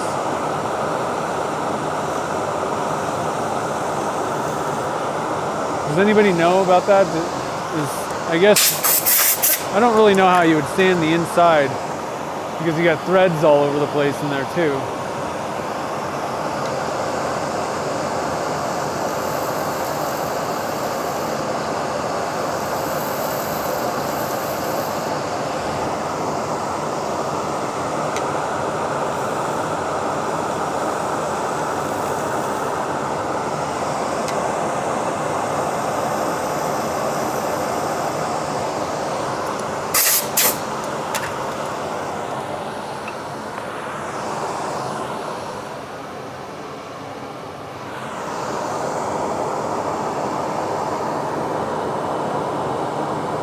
Alright, so I'm just about there on the bottom of the cap where it meets the body. I could stop right now, basically. I did a pretty decent job on that one. It was pretty straight, a little bit of a taper even.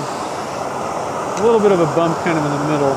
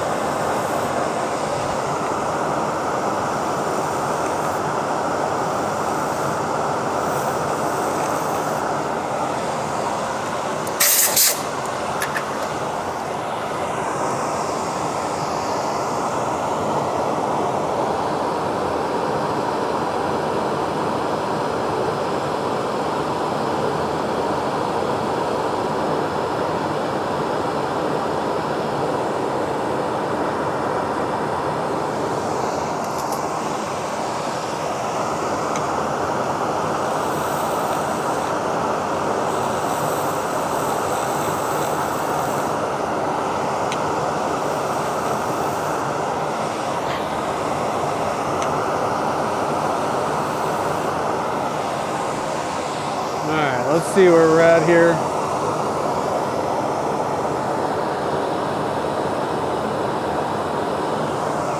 Still a little bit big, it seems like. Let's see here. Yeah. I think I'll take like 1 or 2 more passes here.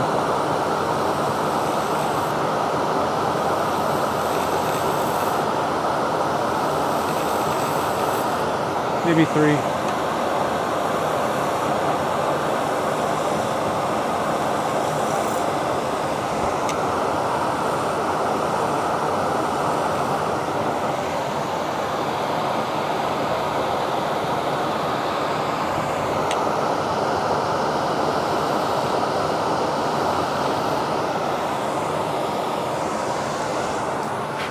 I think I'm good. I'm going to take one real look. It kind of looks like it's bulging out here, like I got a bump.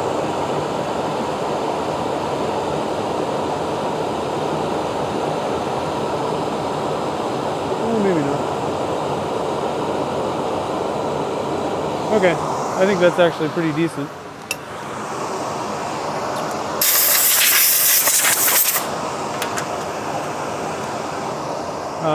Again, I'm going to mark my length and then take a little cut out there with my detailer just so I know where I'm at. But we're basically ready to sand here.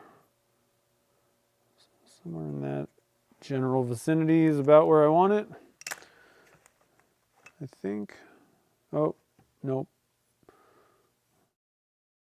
Wait, oh. A little bit bigger than that, actually. I could use calipers if I really wanted to get crazy, but I don't think we need to do that. So, actually, I got to turn the dust collector on real quick. Let's see here. What am I missing?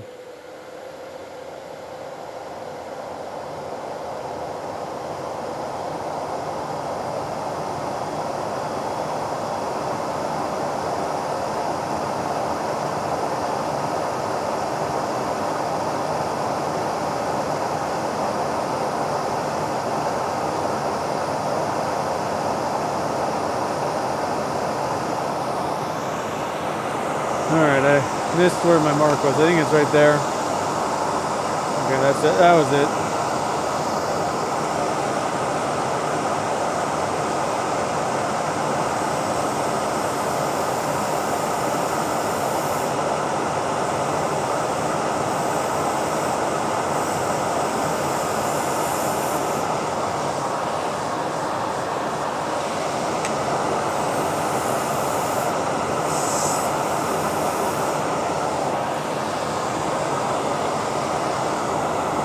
I'm also going to take a very, very, very light touch to this bottom just to cut the sharpness on the bottom of the cap. Very, very, very, very light.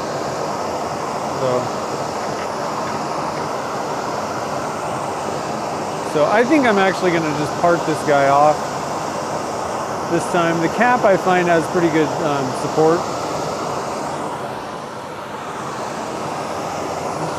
That's not the right tool. I'm going to step outside my boundaries.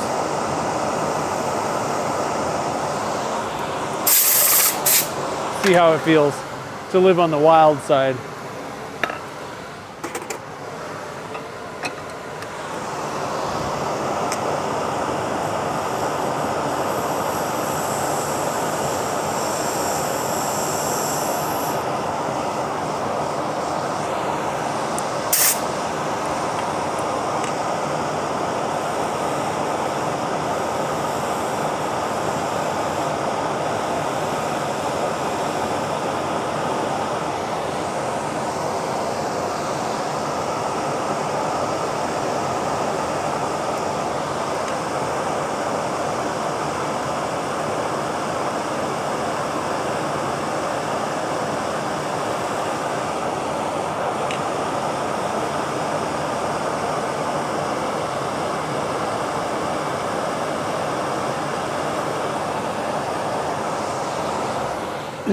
Got to get the glasses out, guys. See what I'm doing.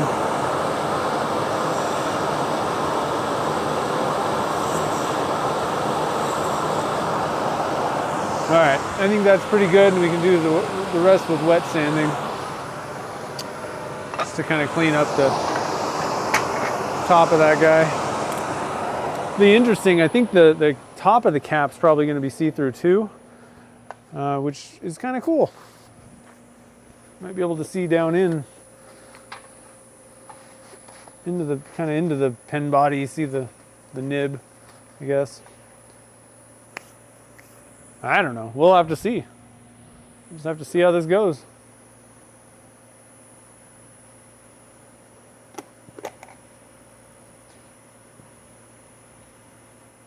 Yeah, I've made some stuff on Fusion. Man, it's tough though. You really got to think about what you're doing, you know.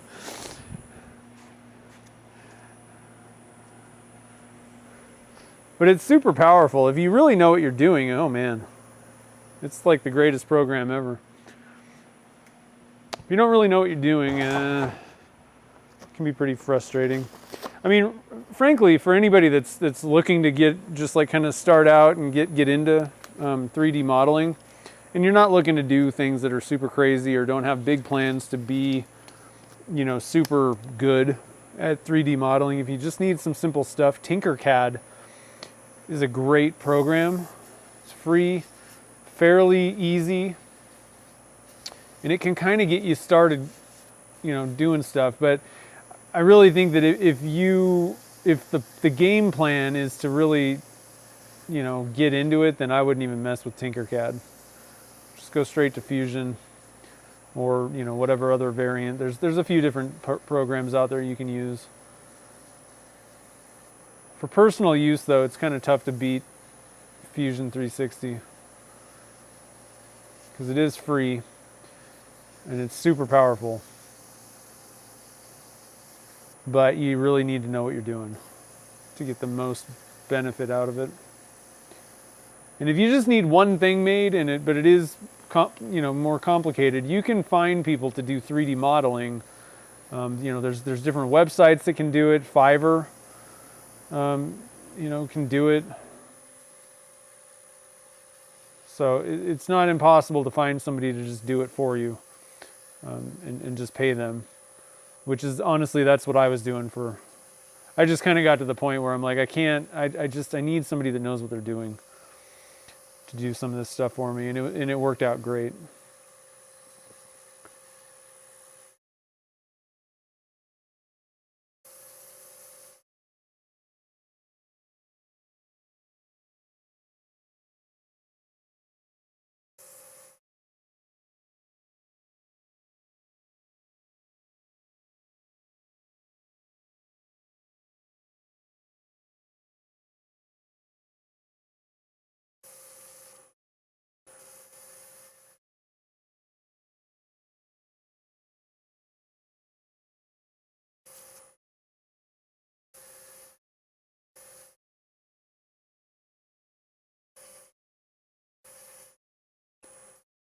So as you guys know, a good polish relies on the foundation. I would say the first and the last, a lot of people say this, the first and last grit are probably the most important.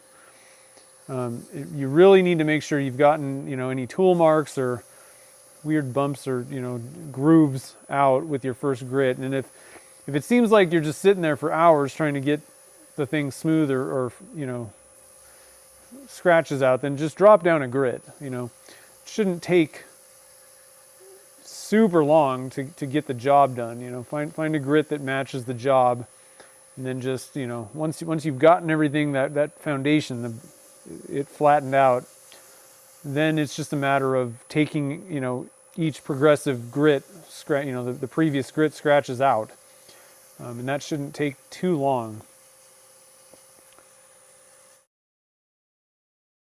That first one's kind of key. You don't want to use too much, you know, force. You don't need to press hard. Let the grit do the work for you. That's what it's made for. You're really just going to cause problems if you're like, you know, like really pressing. It's going to make the paper clog up faster. you're going to be putting deeper scratches than the grit number actually is in, which can be kind of problematic, can be kind of uneven and weird. So just, moderate pressure, use water for sure, especially if you're using, the silicon carbide stuff. I really would not recommend dry sanding with silicon carbide. It's such a closed grit, there's so much grit particle packed on this thing that it's gonna load up in like 2 seconds, and it's not gonna be good. So you really want to be using water. That's why it's, that's how it was meant to be used. And really the same goes for the Zona papers. You really don't want to be using that stuff dry, particularly. Wet sanding is really the best way. Some sort of lubrication, like I said, you could even use like something like Yorkshire grit, or like an oil of some sort. Mineral oil could work. WD-40 would work. I don't know if you really want that stuff all over your fingers without gloves either, though. I don't really know what the kind of like toxicity, or in comparison to other things, how that really factors. But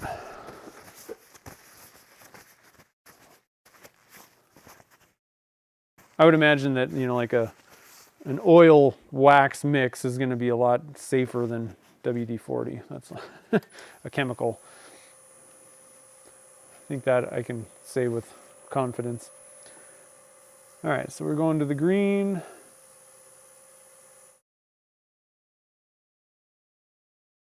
Good night, James. Thanks for stopping by.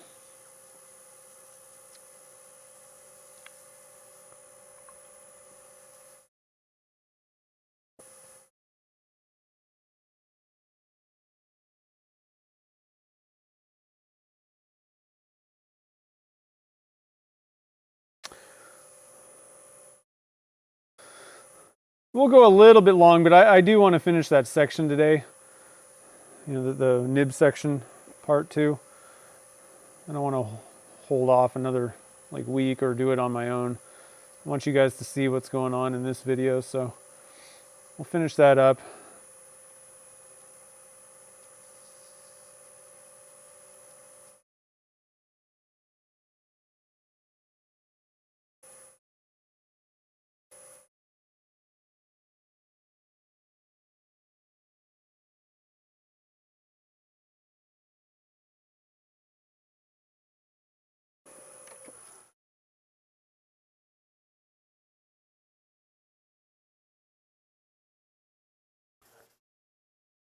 And again, when I'm doing, just this by hand without the machine running, I don't want to be pushing hard.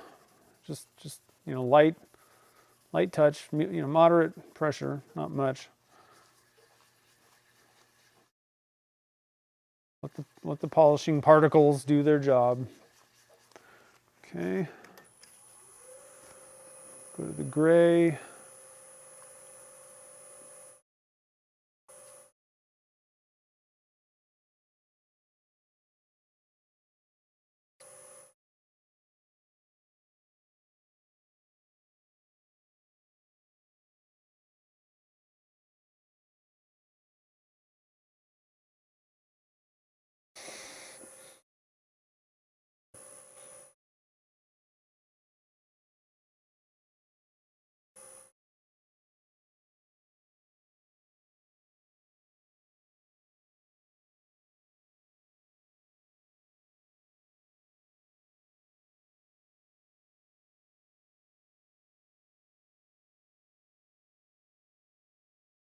All right, do a little bit of my hand here.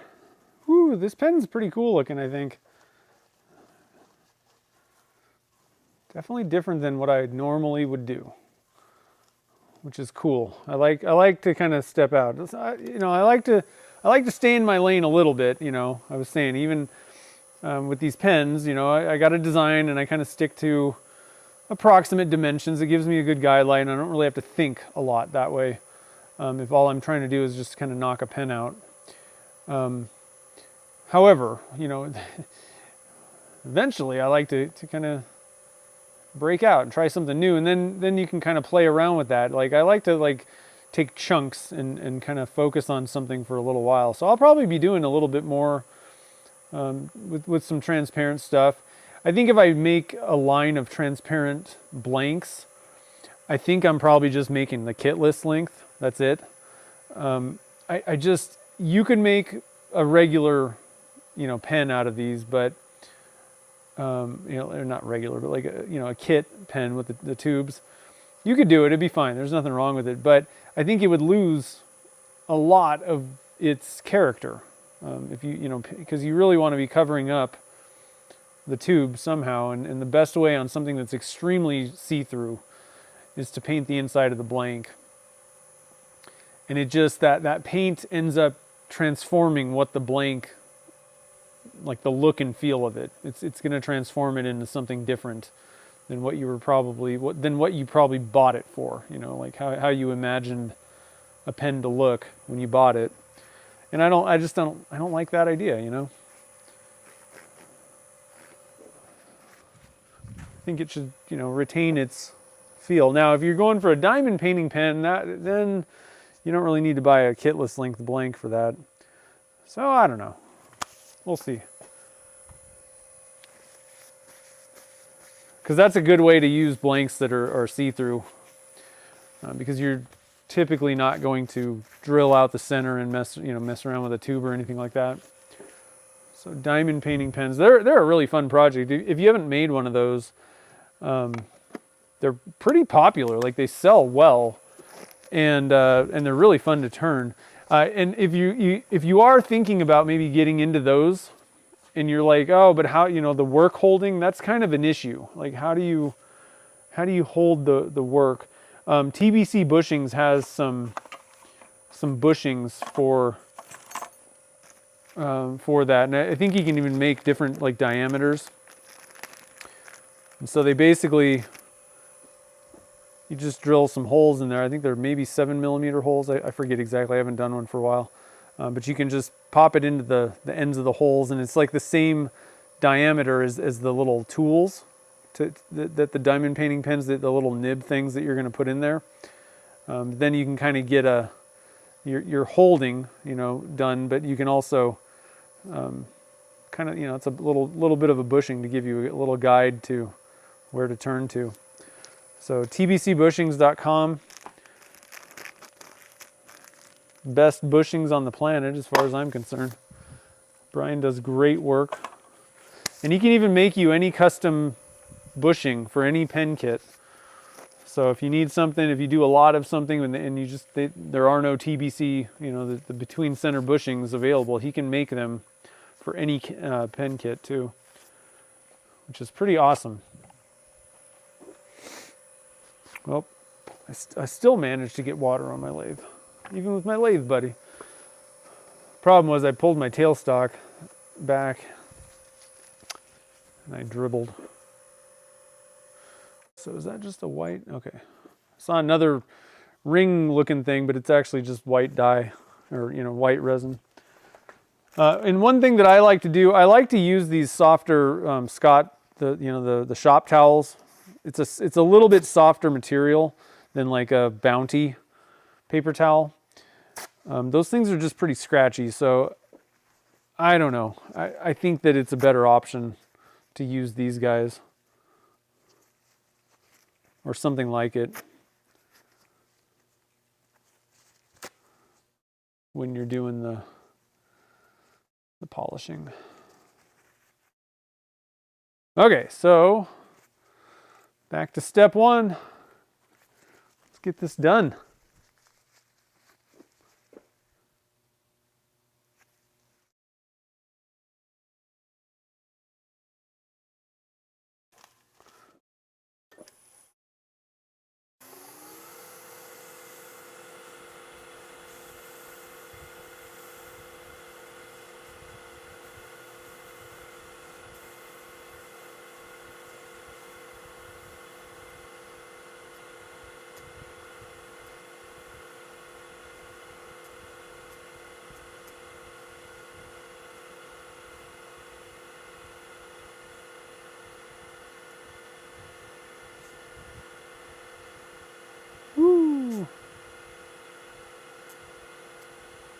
It's already looking pretty good. Okay, step 1 complete.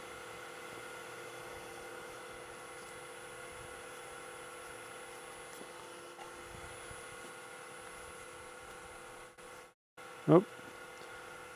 Helps to close the bottle of magic juice before you shake it up. Pro tip.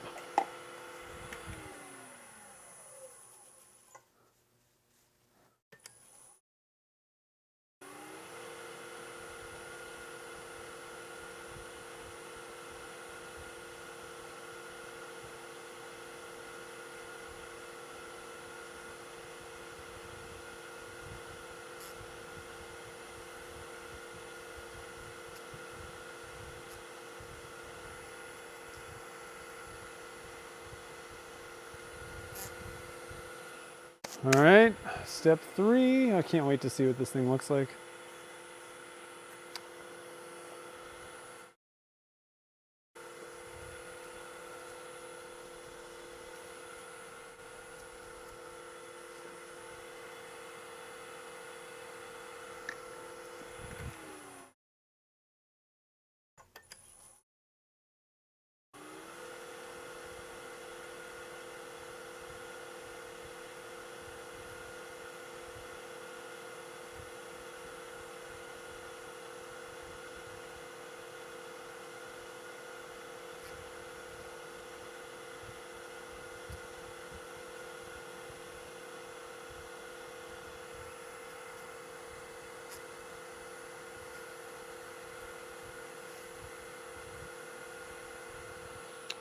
All right, step 4 coming up.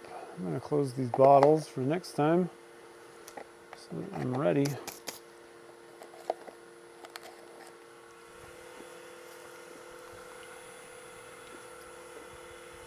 It's amazing how quick these polishes work too. You know, you're only talking a few seconds. Because when I first heard about it, I'm like, 6-step polishing program. It just seems like excessive, you know. And I'm thinking just in a number of steps. I'm like, well, I only use 2 buffing wheels. Like, I don't know if I want to do 6 steps, but you're talking like 15 seconds at the most per step. So overall, the magic juice stuff it's so quick. But I just can't get over how good it polishes stuff up. Like, it leaves a gloss, and it actually can kind of cover up if you don't have, like, you know, you didn't get it perfect. There's a couple scratches here and there. It actually kind of fills them, sort of. It's kind of how I would, I don't know, describe it. It keeps things glossy even if it isn't absolutely perfect, which is great because a lot of times things don't need to be dead perfect. It just needs to be good enough. You know, but you need to have that gloss.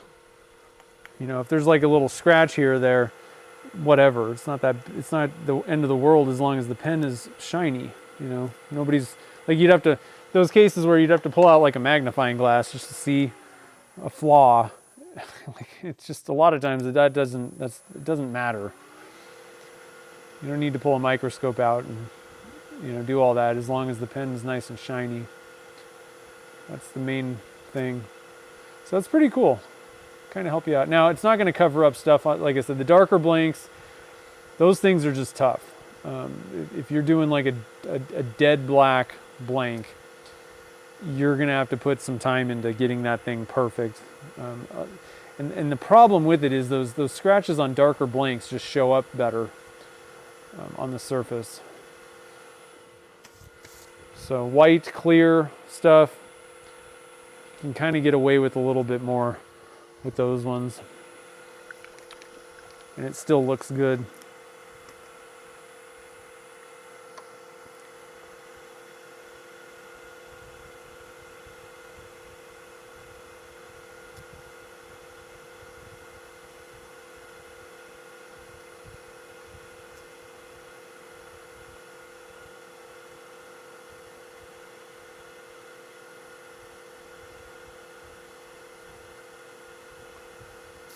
That's step 6. Leaves it shiny.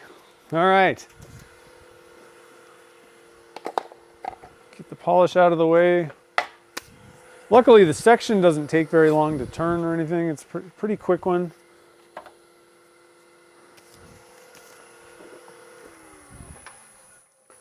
Man, whoo!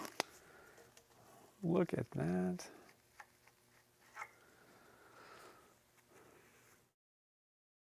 Oh. Yeah, I don't know, man. Let me get the glasses out, because again, I'm looking at this and this is definitely like see-through. Like there's a lot of transparent parts. And I'm just not.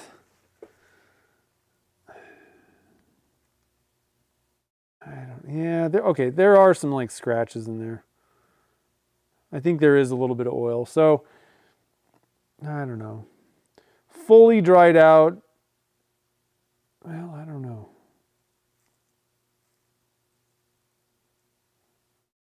It maybe just needed a little bit more sanding, but I mean, if you're not like holding it up, and again, if you're not putting the thing under a microscope, like as of right now, I would say that the amount of sanding that I did is fine.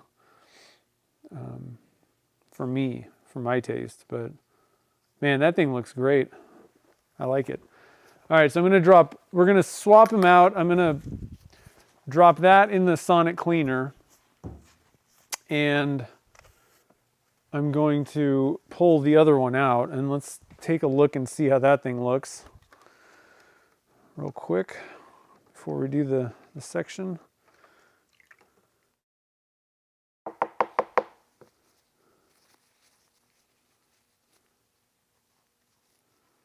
And it's nice and clean.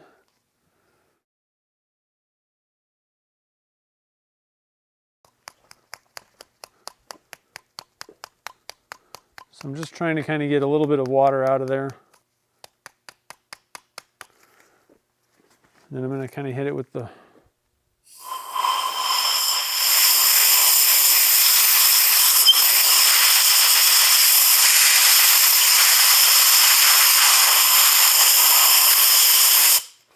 That feels like going to the dentist. That's fun.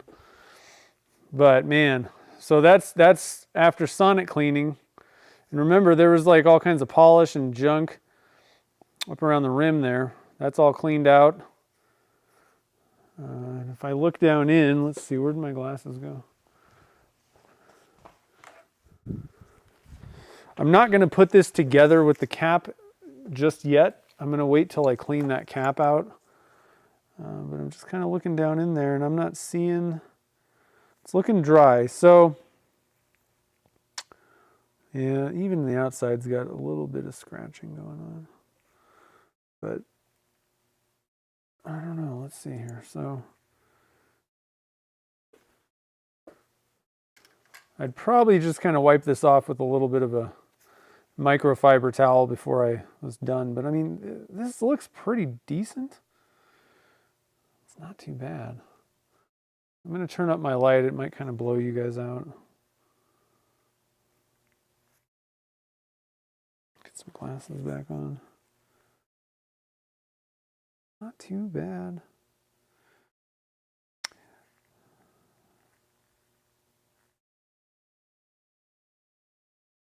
Yeah, definitely want to wipe this off with a microfiber before I make any decisions about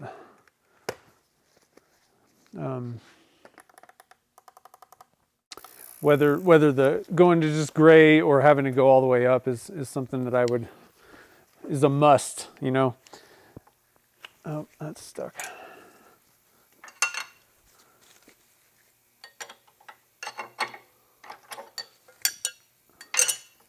All right, so let's see here. One more to go, guys. Just got the section left. Now the section can be a little bit tricky to turn. I find that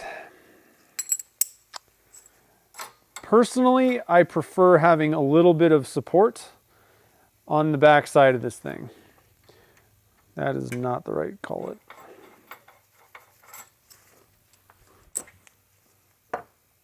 That isn't either. Let's see. This one. 1/2 inch, there we go. So what I have is a completely makeshift piece of just a blank that I drilled some threads into.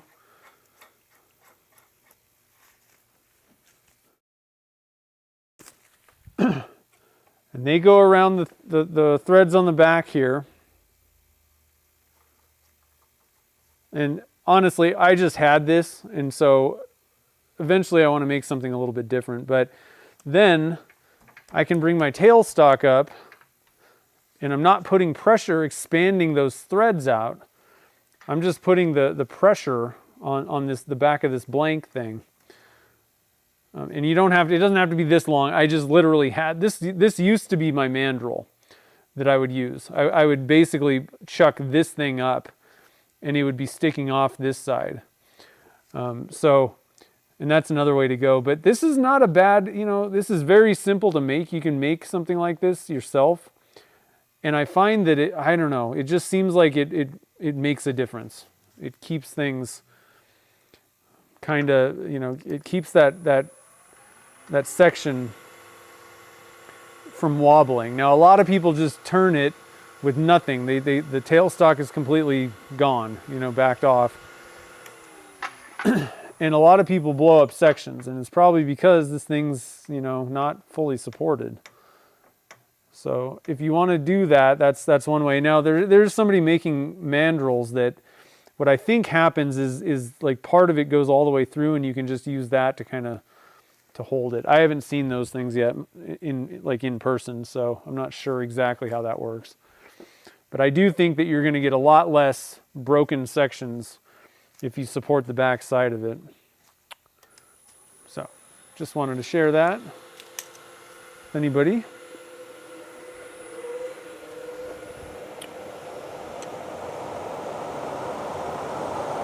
I'm going to have to, I need a little bit more room here.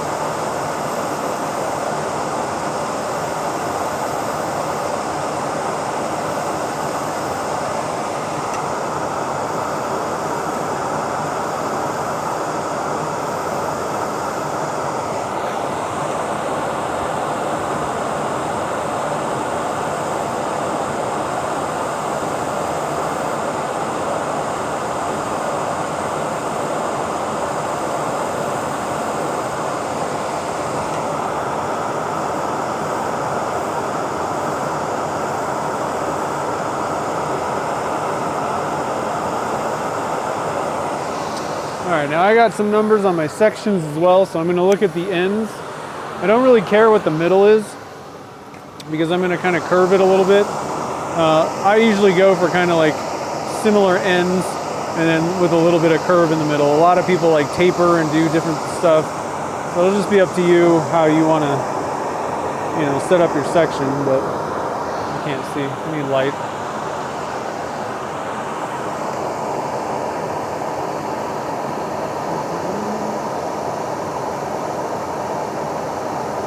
Okay, so I'm pretty good at both ends. A little bit more to go. Actually, it's pretty much good. Just gonna take one quick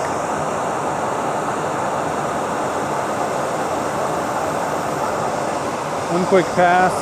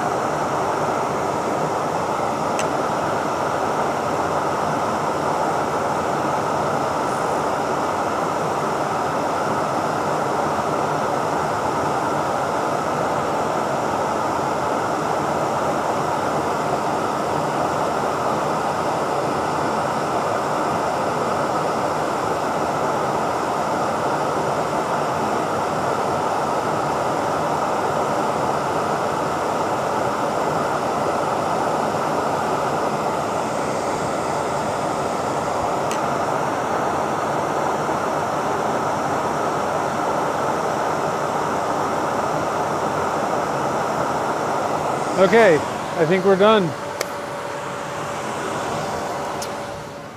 So like I said, the section turns pretty quick, but I truly don't feel like I could turn these things, if I moved that fast without having that tailstock support, I'm pretty sure I'd blow things up a lot more. So I definitely do kind of recommend that. And like I said, it's so simple to just, just make it out of a piece. It doesn't even need to be anywhere near this long. Use just a cutoff from another blank. You already got all the threads and things that you need. You've already got all the equipment to create this thing. All that's in there is it's going to be your 1x10 threads, which many people, or whatever, it actually doesn't, that take it back, it doesn't need to be that. It's just going to be whatever threads are in the body of your pen. That's what it is. It doesn't have to be any specific thread pitch. That's not, it doesn't need to be anything special. It just needs to be whatever you're using. So it's pretty cool. Like it's an easy way to add a little bit of something to make things a little bit easier, I think. I don't know. There's nothing worse than blowing things up, So I always try to avoid that. Let's see, is there any way of turning all 3 sections? Wait, hold on a minute. All 3 sections together so they're exactly the same diameter? Trying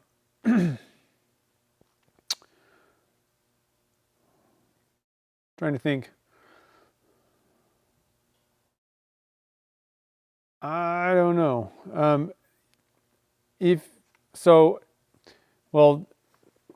This is not going to ever be the same diameter. So the section's going to be different no matter what. But I think it's much easier just to kind of take the measurement, just do the section with measurements. Some people do make the cap and body the same. And basically what you would want to do, you're not, if you twisted that, if you screwed them together and tried to mount them on the lathe, you're talking about a pretty long blank and there's just nothing holding it. There's no tensile strength. You're just going to snap it if you tried turning both those pieces together. What you can do though is you have your, body or whatever, cap or body, whatever's, chucked up the way we had it. And you can just kind of take it off and test it. But I think that And I don't know for sure, maybe I'm wrong. I wouldn't try that personally, because I think I would blow the thing up. And I don't think I've seen anybody doing it that way offhand. Because I just don't think you're going to be able to hold the blank without it really just bobbing around. I don't know. Anybody have any thoughts about that? I can't think while I'm doing that. I'm trying to picture it, but I don't think that it is something that you would really want to do. The easiest way is just use your calipers. You know, just turn the parts that need to meet and just take dimensions on those things. Because I've done that. I made a, I don't really want to use my wet, I'll show it to you later. I made a, like one of the first pens that I made was where the body and the cap met perfect. To be honest, I didn't like it. And they're much harder to make, I would say, because of, you know, you're trying to line things up and do all that. But my problem with it was it just kind of just looked like a pen blank with, you know, tapered ends. And I was just kind of like, I don't know, just for me, I see pen blanks all day. So I just didn't personally like the look of that. I'd rather have like a separated cap on my pens. But a lot of people like them where they're flush or, you know, matched up, same diameter. Just wasn't my thing. I was like, eh.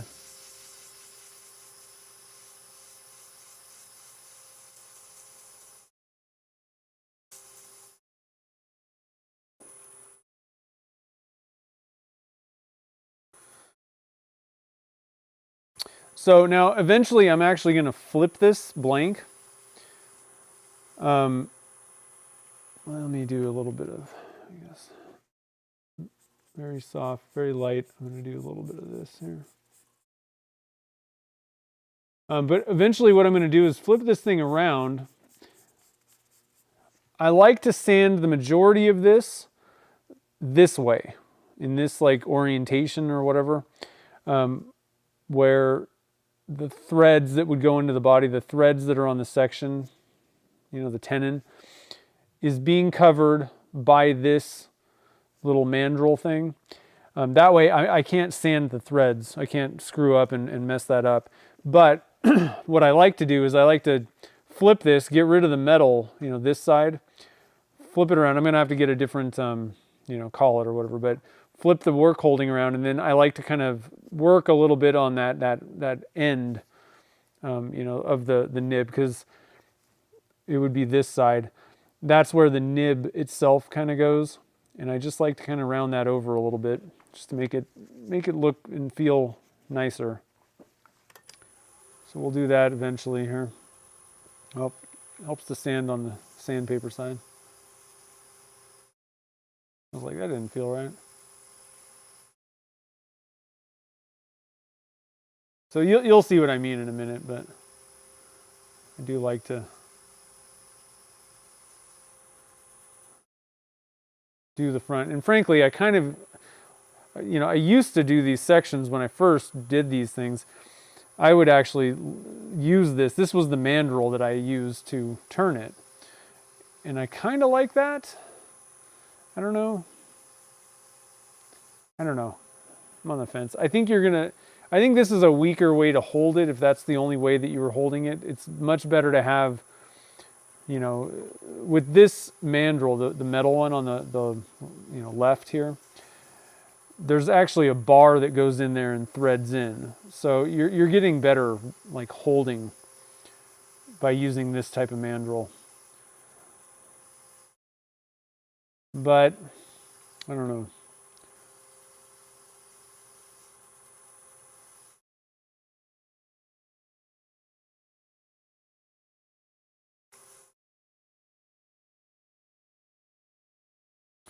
All right, and then we'll do a little bit of this.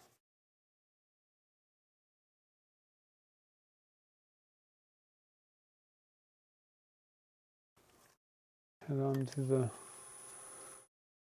get up to the gray.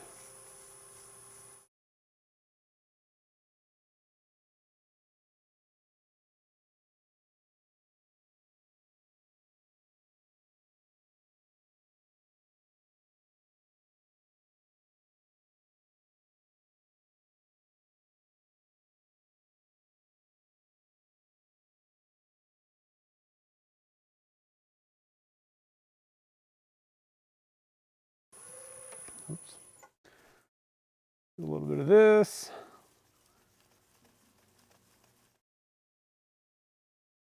And we'll finish with some blue, just for good measure.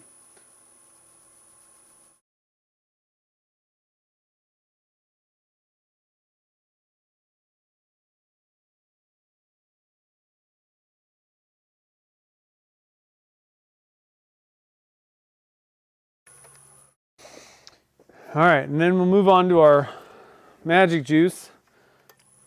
And we'll get that all finished up, I think, first. While I have full tailstock support.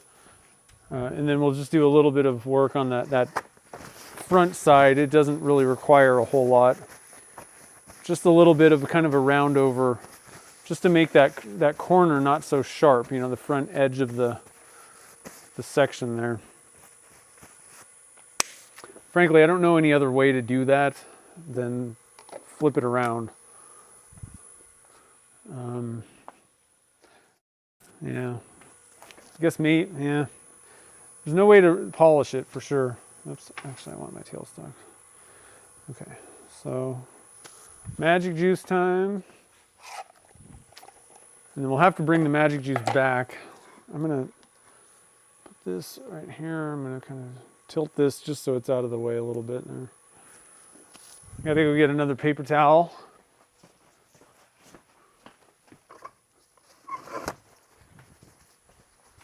Man, it is definitely lunchtime, guys. That's all I know.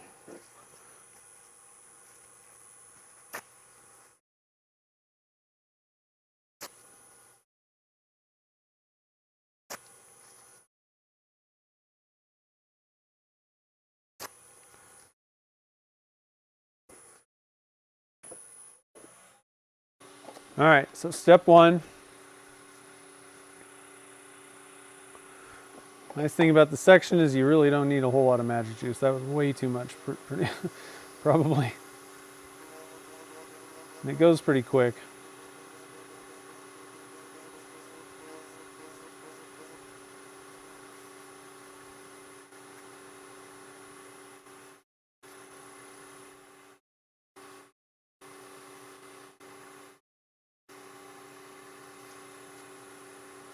Okay, so step one.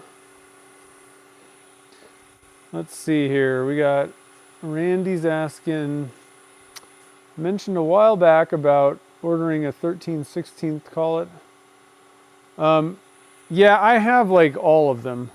I have a set of metric. I have a set of, the imperial, and I got 13. Well, do I have a 13/16? I do use it sometimes. Yeah, here's my 13/16. The thing is, sometimes some blanks are just bigger, especially if you're using, oh, I didn't need anywhere near that much stuff. I gotta get rid of some of that. That was too much. If you're using blanks that were poured in PVC pipes, I would probably pick one up if you can find it.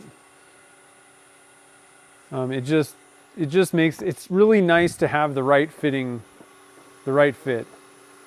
I don't use every single collet that I have, but I use both imperial and metric depending on what I'm doing.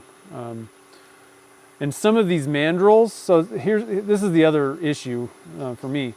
Some of these mandrels really kind of require a metric. It works the best, let's say.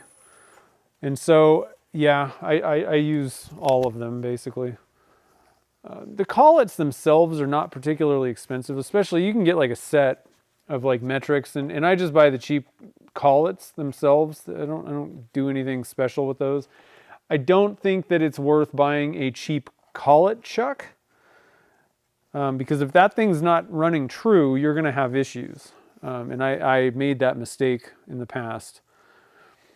So, but the little collets, they work fine.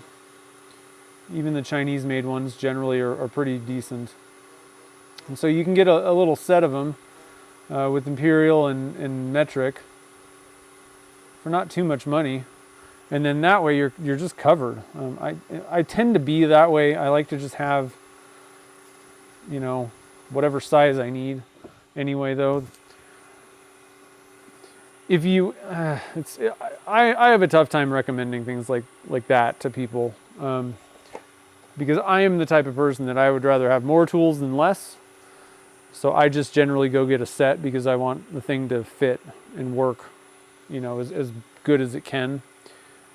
If you pretty much just need, you know, 1 or 2 or 3 collets now, I mean, you know, that's kind of the better way to go, is use it until you need, you know, use what you got until you need something different. I just don't want to wait for the shipping and all that stuff, so I buy things ahead of time because I figure I'll probably need it someday. So it just depends on which camp you're in on how you do those types of things. But I do think a 13/16, is that what hold on a minute. Let me just measure a PVC pipe. I can't remember if it's 13, it must be 13/16. It's a little bit below that, I think, a PVC pipe. And I do still pour things, you know, some of my blanks have to be poured in a PVC pipe still. But there's definitely a difference between the PVC pipe ones.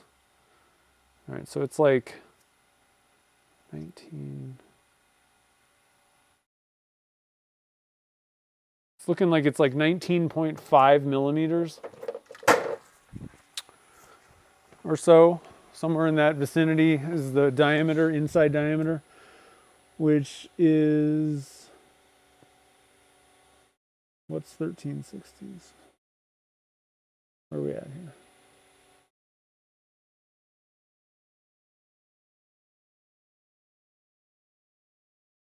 here? Is that right? Hold on a minute. Let me go get another PVC pipe that didn't have a bunch of junk in it.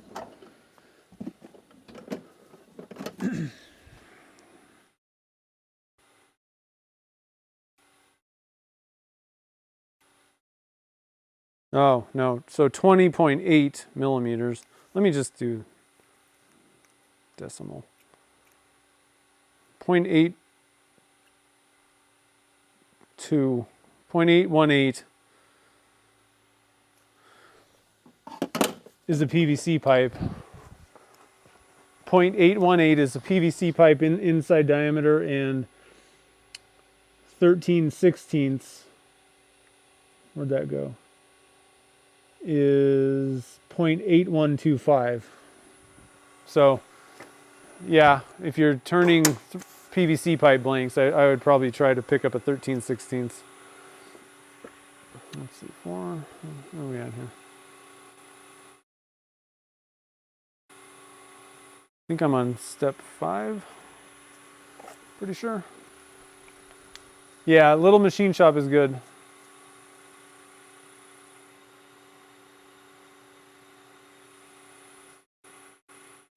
I think that's where I got it. But I didn't buy all of my collets there. I just bought that 13/16, I think. I bought most of, well, so I bought a metric set on Amazon, and those are working just fine. I think that the Beal chuck, and I think it's the same still. If you buy the Beal chuck from Lee Valley today, I think you get 5 or 6 imperial collets, and generally those things they're fine, you know. And then I bought a couple extras like that 13/16 for specific things. It just works a little bit better than like because otherwise I think you would need like a 21 millimeter. Maybe you could get away with a 20, but sometimes they don't fit. That's the thing, is I've found sometimes they just don't, you know, you'd have to like put it between centers and turn it down. Basically, like it would just not fit in a 20 sometimes. So I'm like, well, screw it. I'm just going to get a 13/16 and That's what I mean. Like, just give me the tool that that works. Okay, so, and they are available, and I think you can even actually get slightly larger than that, even possibly. All right, so I'm going to take this off, and again, I'm going to actually use this as a mandrel now. So we're going to pop this out. I got to go with a different. See, this is the thing that I don't like. I need to make another one that's like a 1/2 inch or something. So I'm going to switch out my collet just to flip this around. Let's see, where's my 3/4? There we go.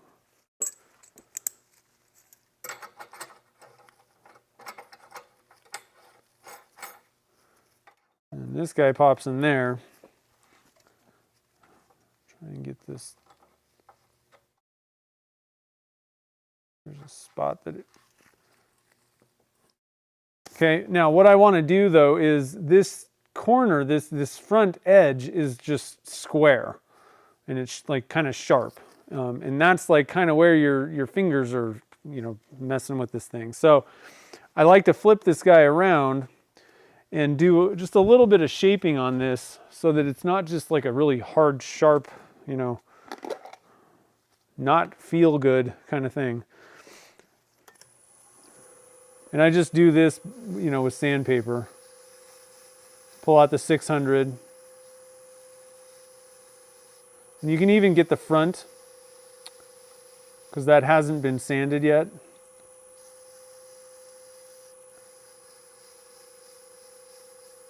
But I do, and I like round it over. Like I'm not messing around. I'm not just kind of breaking the edge. I kind of do a little bit of shaping. And you can do it, you know, however you want.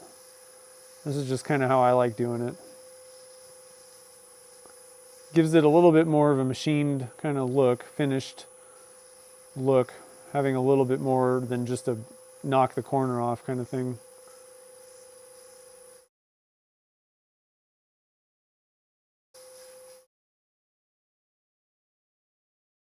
And like I said, again, it's just personal preference with this stuff. Let me get a little bit more speed going here, especially for the front.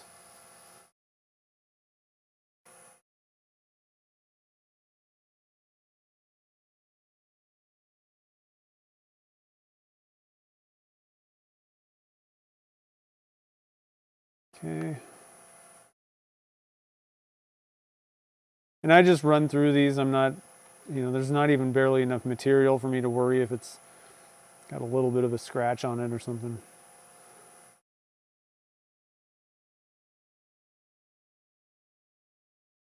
Because you wouldn't even see it. But I will go through the polishes to get those. Especially on that front edge. There is a little bit of material, and if it was dull, it would probably kind of stick out a little bit, like you would notice it. So I come in with the magic juice and do that.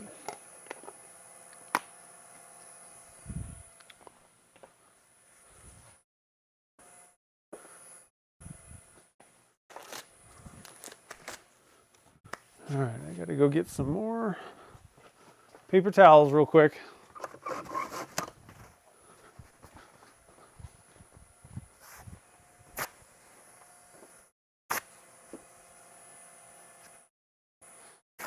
We're just about done, guys. I'm pretty stoked to put this. You know what? I need to buy more nibs. Kind of out of nibs.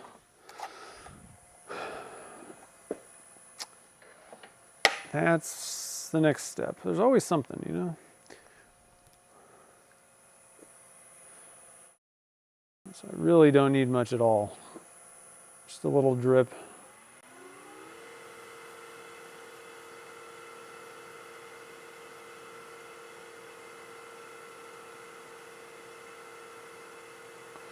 Now just be careful. This thing's just kind of threaded onto this mandrel that I made.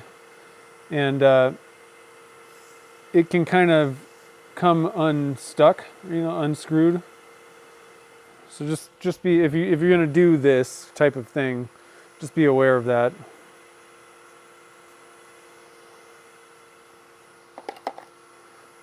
especially if you're on the buffing machine and you have it on the mandrels. They can sometimes come unscrewed, so just be aware of that. You don't want to be losing a final step. You're at the buffing machine and whoops, kind of thing. So just be aware of that.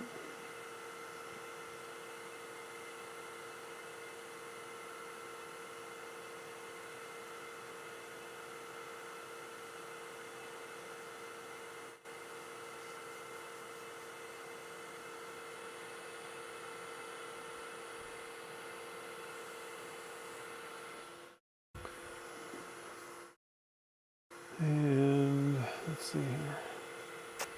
Step 3.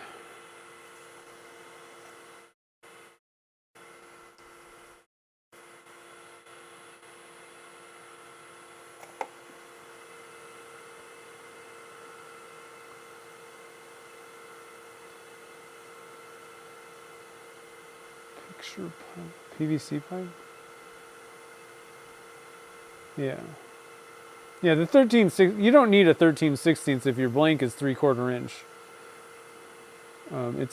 It's only if you're going to be buying blanks from people that, because a lot of the people that make the bespoke blanks, they make them in PVC pipes, and so like that's the problem. Is there's some people, if you're casting in PVC pipes, your blanks are going to be 13/16 or so, a little under that. If you're casting in the silicone molds, they're going to be 3/4 most likely. I don't think most people are making, if it's a silicone mold, they're either, now there are 7/8 diameter ones that are silicone, but I don't think there's anything that's, I don't know. I don't know if there's a 13/16. And like technically, I mean, I could have made my silicone molds 13/16, but getting a 13/16 collet is harder. It's not a standard size. 3/4 comes like in every set. So for me, I kind of just decided to go with the 3/4 inch blanks for my bespoke and all that stuff. Just because you don't need a 13/16 if the blank is 3/4, So if that made sense. But depending on where you're buying your blanks, you might need both. You may need one or the other. So it is possible. I think you can even pick up a 13/16 collet on Amazon if you search around enough. Possibly. Little Machine Shop, they sell good stuff. Little Machine Shop is no joke. So the quality of the stuff, their products is, you don't have to worry about it. Sometimes on Amazon, you don't know. It's probably made in China, so you don't fully know, what the quality level is, and you'll have to rely on, reviews and stuff like that, recommendations from other people.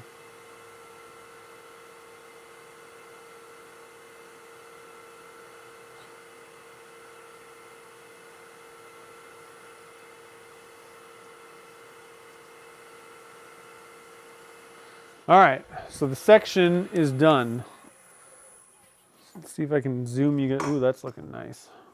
So this thing, again, I don't think that this matters so much with the transparency. I didn't do any sanding on the inside, and I don't even know if you really can sand a section. It would be kind of dicey because you got your nib threads are like somewhere in the middle. So, and you're going to be putting the nib in it. So, I don't know. This is one of those things that I kind of need to see the final product to wrap my head around everything. Let's see. I think I increased the brightness. I can't see if that's... Hold on a minute. Where did the glasses go? There they are.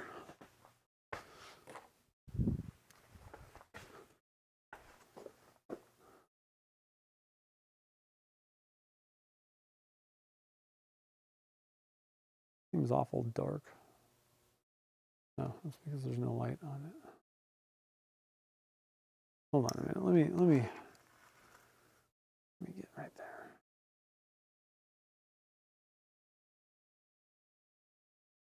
It seems a lot brighter. I'm going to just do that. Looking pretty good. There might be some scratches here and there. I don't know. I can't really see. We got some little bit of polish on the inside there. There is definitely some transparent areas, like right there. So I'm going to pop this guy into the sonic cleaner. We're going to dry off the cap part. Take a look at that real quick. And I'm just going to run this probably for a short cycle, because that's probably all it really needs in the first place, but that way we can kind of get things rolling here. Like I said, I got to get some lunch at some point. Here's my cap. Did a good job on that, I think.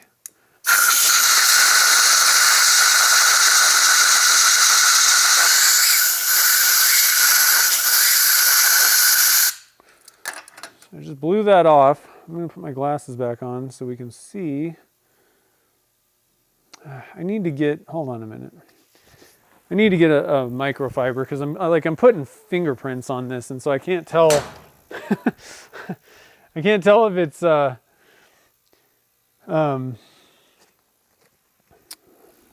if there's like scratches or something funky's going on, or if it's just my fingers. So I'm actually going to grab some gloves just so I can handle this without getting any oils or whatever on it. And I'm also going to wipe it off. I'm going to grab the body as well. So I just have a microfiber here. Just going to kind of wipe that off a little bit. All right, so to my eyes, I'm going to put my glasses on here. I don't know, guys. I just don't really think that there's a big need to go. You guys will have to do this yourself too.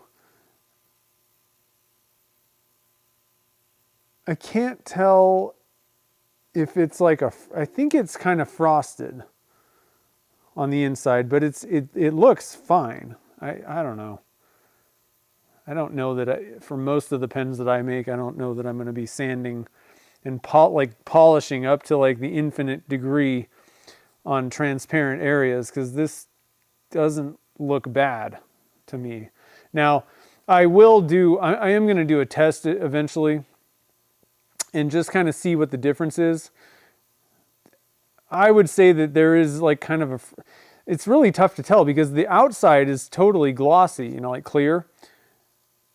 But it doesn't really, and I don't know if this is going to come up, like show up on camera, but it's frosted because it's not, I can't see my finger through this. Well, I guess there's mica powder. I don't know.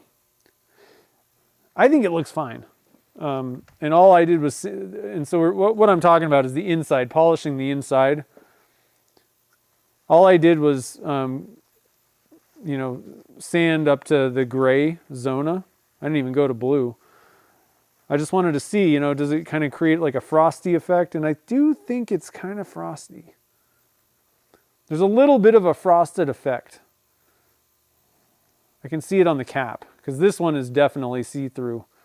But if you look through it, it's kind of like a frosted look. But I don't know. It's a tough one. I'd have to see a fully glossy one.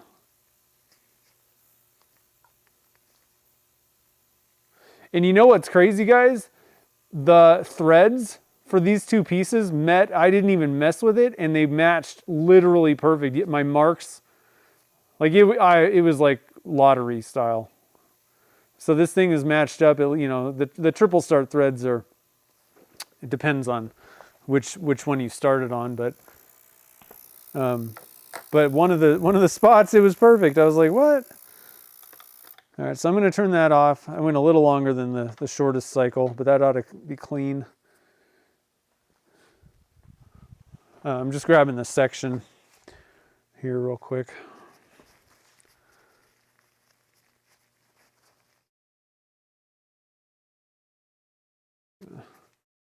Wipe that off, and I'm going to blow it off. I'm going to be very careful. Hold this. Because I've actually shot one across the room on accident because I wasn't holding it tight enough. Okay, so that's all cleaned up. I'm going to grab my body. Let's see here. I need a nib. I'm going to have to steal a nib from another pen because I'm out. So let's see here. So I'm going to show you, before we go, I want to show you, I did make one pen that was like an even, or whatever type of thing, flush. So I'll show you that on this other camera. Let's see, this doesn't have ink in it, does it? Okay. Now, a couple little tricks for anybody that's kind of new to this stuff. It's a good idea to grab some, what is this called? I don't know. It's like a silicone material, and just hit your threads with that. It's kind of a nice thing to do. Even your nib threads, not a bad idea. I'm not going to do all this stuff, I don't think, right now. I just want to get this pen together so we can look at it. But what that can do is it also seals things up, which is good. Wow, these are short threads. Huh. It was a little bit too short, I think. Seals things up so you don't have air movement, but it also kind of makes your threads a little bit smoother sometimes. Now, another little, and I think this is like worth its weight in gold. If your threads are not, if they're like sticky, a little bit tight, the coolest thing I ever saw, let's see, which one was it? You can use basically like a rubbing compound. This is it, the turtle wax. You could maybe even get away with using the step 1 magic juice, but this is what I was recommended to use, the heavy duty rubbing compound from Turtle Wax. Basically what you're going to do is you're just going to put that rubbing compound on the threads and then just work it in and out. And what that's going to do is it's going to wear down the threads just a little bit and make it loosen up and run really smooth. Now my threads are pretty perfect, honestly, which is actually not typical. I think I did a pretty good job. One thing that happens is when you're doing the sanding on the tenon, if that diameter shrinks a little bit, then they're going to work a little bit, smoother. And so I think I just had the right amount of, sanding and everything beforehand. But pretty awesome pen. I'm pretty stoked about this. Oh, you could totally these are not that hard, David. You do a couple of these pens and you're going to be like, oh, there's nothing to these. I promise you. They're not that difficult. If you've been turning, pens, the kit pens for a little bit, you understand that stuff. This, anybody can do. My biggest thing is, though, and I've said it a couple times today, my focus is the blanks. Really, when it comes to this, the resin casting and making the materials, that's my bread and butter. That's like what I'm really good at. That's really what my business is, like, period. That's where I make my money, is selling products. And I really enjoy making the blanks. But what really draws me to the bespoke pens is you're using the entire blank, basically. Like the material is the thing, rather than, with your kit pens, there's a lot of excess materials, stuff around them. You look at your two-piece pens, and and I'm not saying that there's anything wrong with them. Okay. This is a fabulous pen. However, what ended up happening is that blank that I made turned into two little thin, two little pieces, kind of, is how it feels with the kit pens, where, the whole blank is the pen kind of thing. And so I love these Bespoke pens. But like I said, the problem that I had though is, so my first one that I made was this tiger stripe, and it's got the, I went down in there and I got the diameters pretty much close, like perfect. My only problem is I picked this up and it just kind of looks like the blank with some rounded over edges. So I just didn't love that. I like having just a little bit of relief on my caps. And luckily, it actually is easier. It's a little bit harder to get that diameter perfect on those two parts.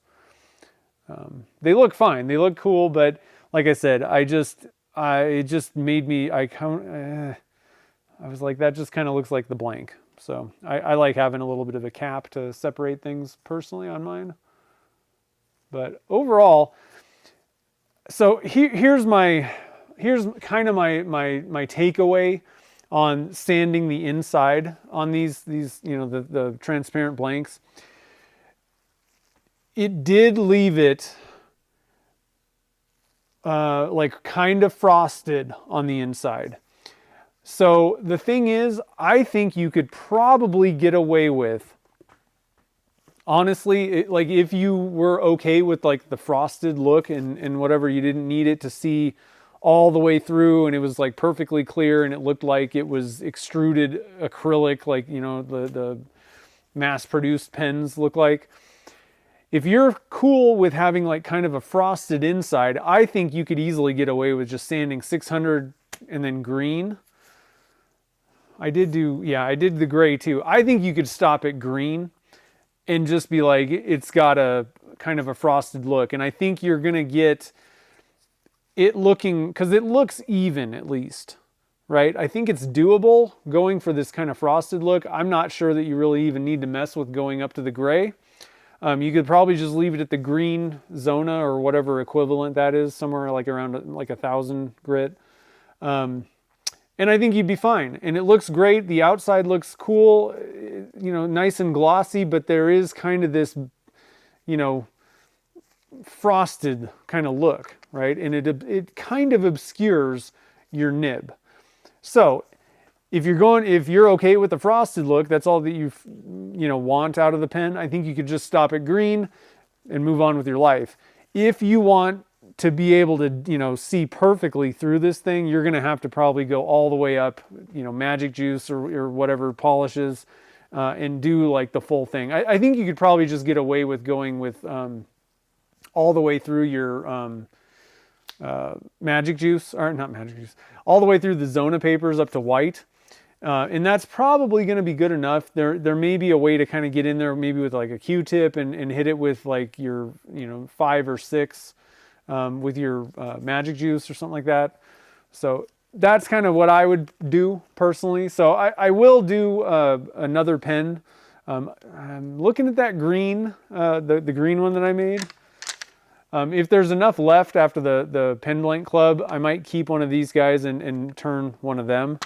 And I'll try to do like the full polish and see, that way I can kind of compare. These are two similar blanks, so I think it would be a pretty good comparison.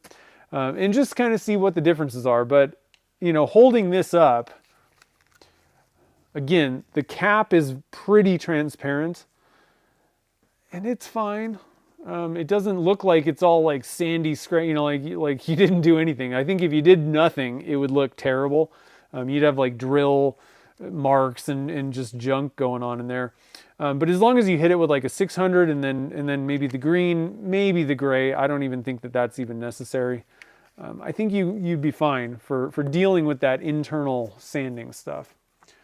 So anyway, guys, pretty fun little little pen, and I'm really happy with how this thing turned out. So for everybody, just to let everybody know, the Pen Blank Club that's going to be going out next week is not going to have these. We already had 2 blanks for that, so these are going to be going out next month in February.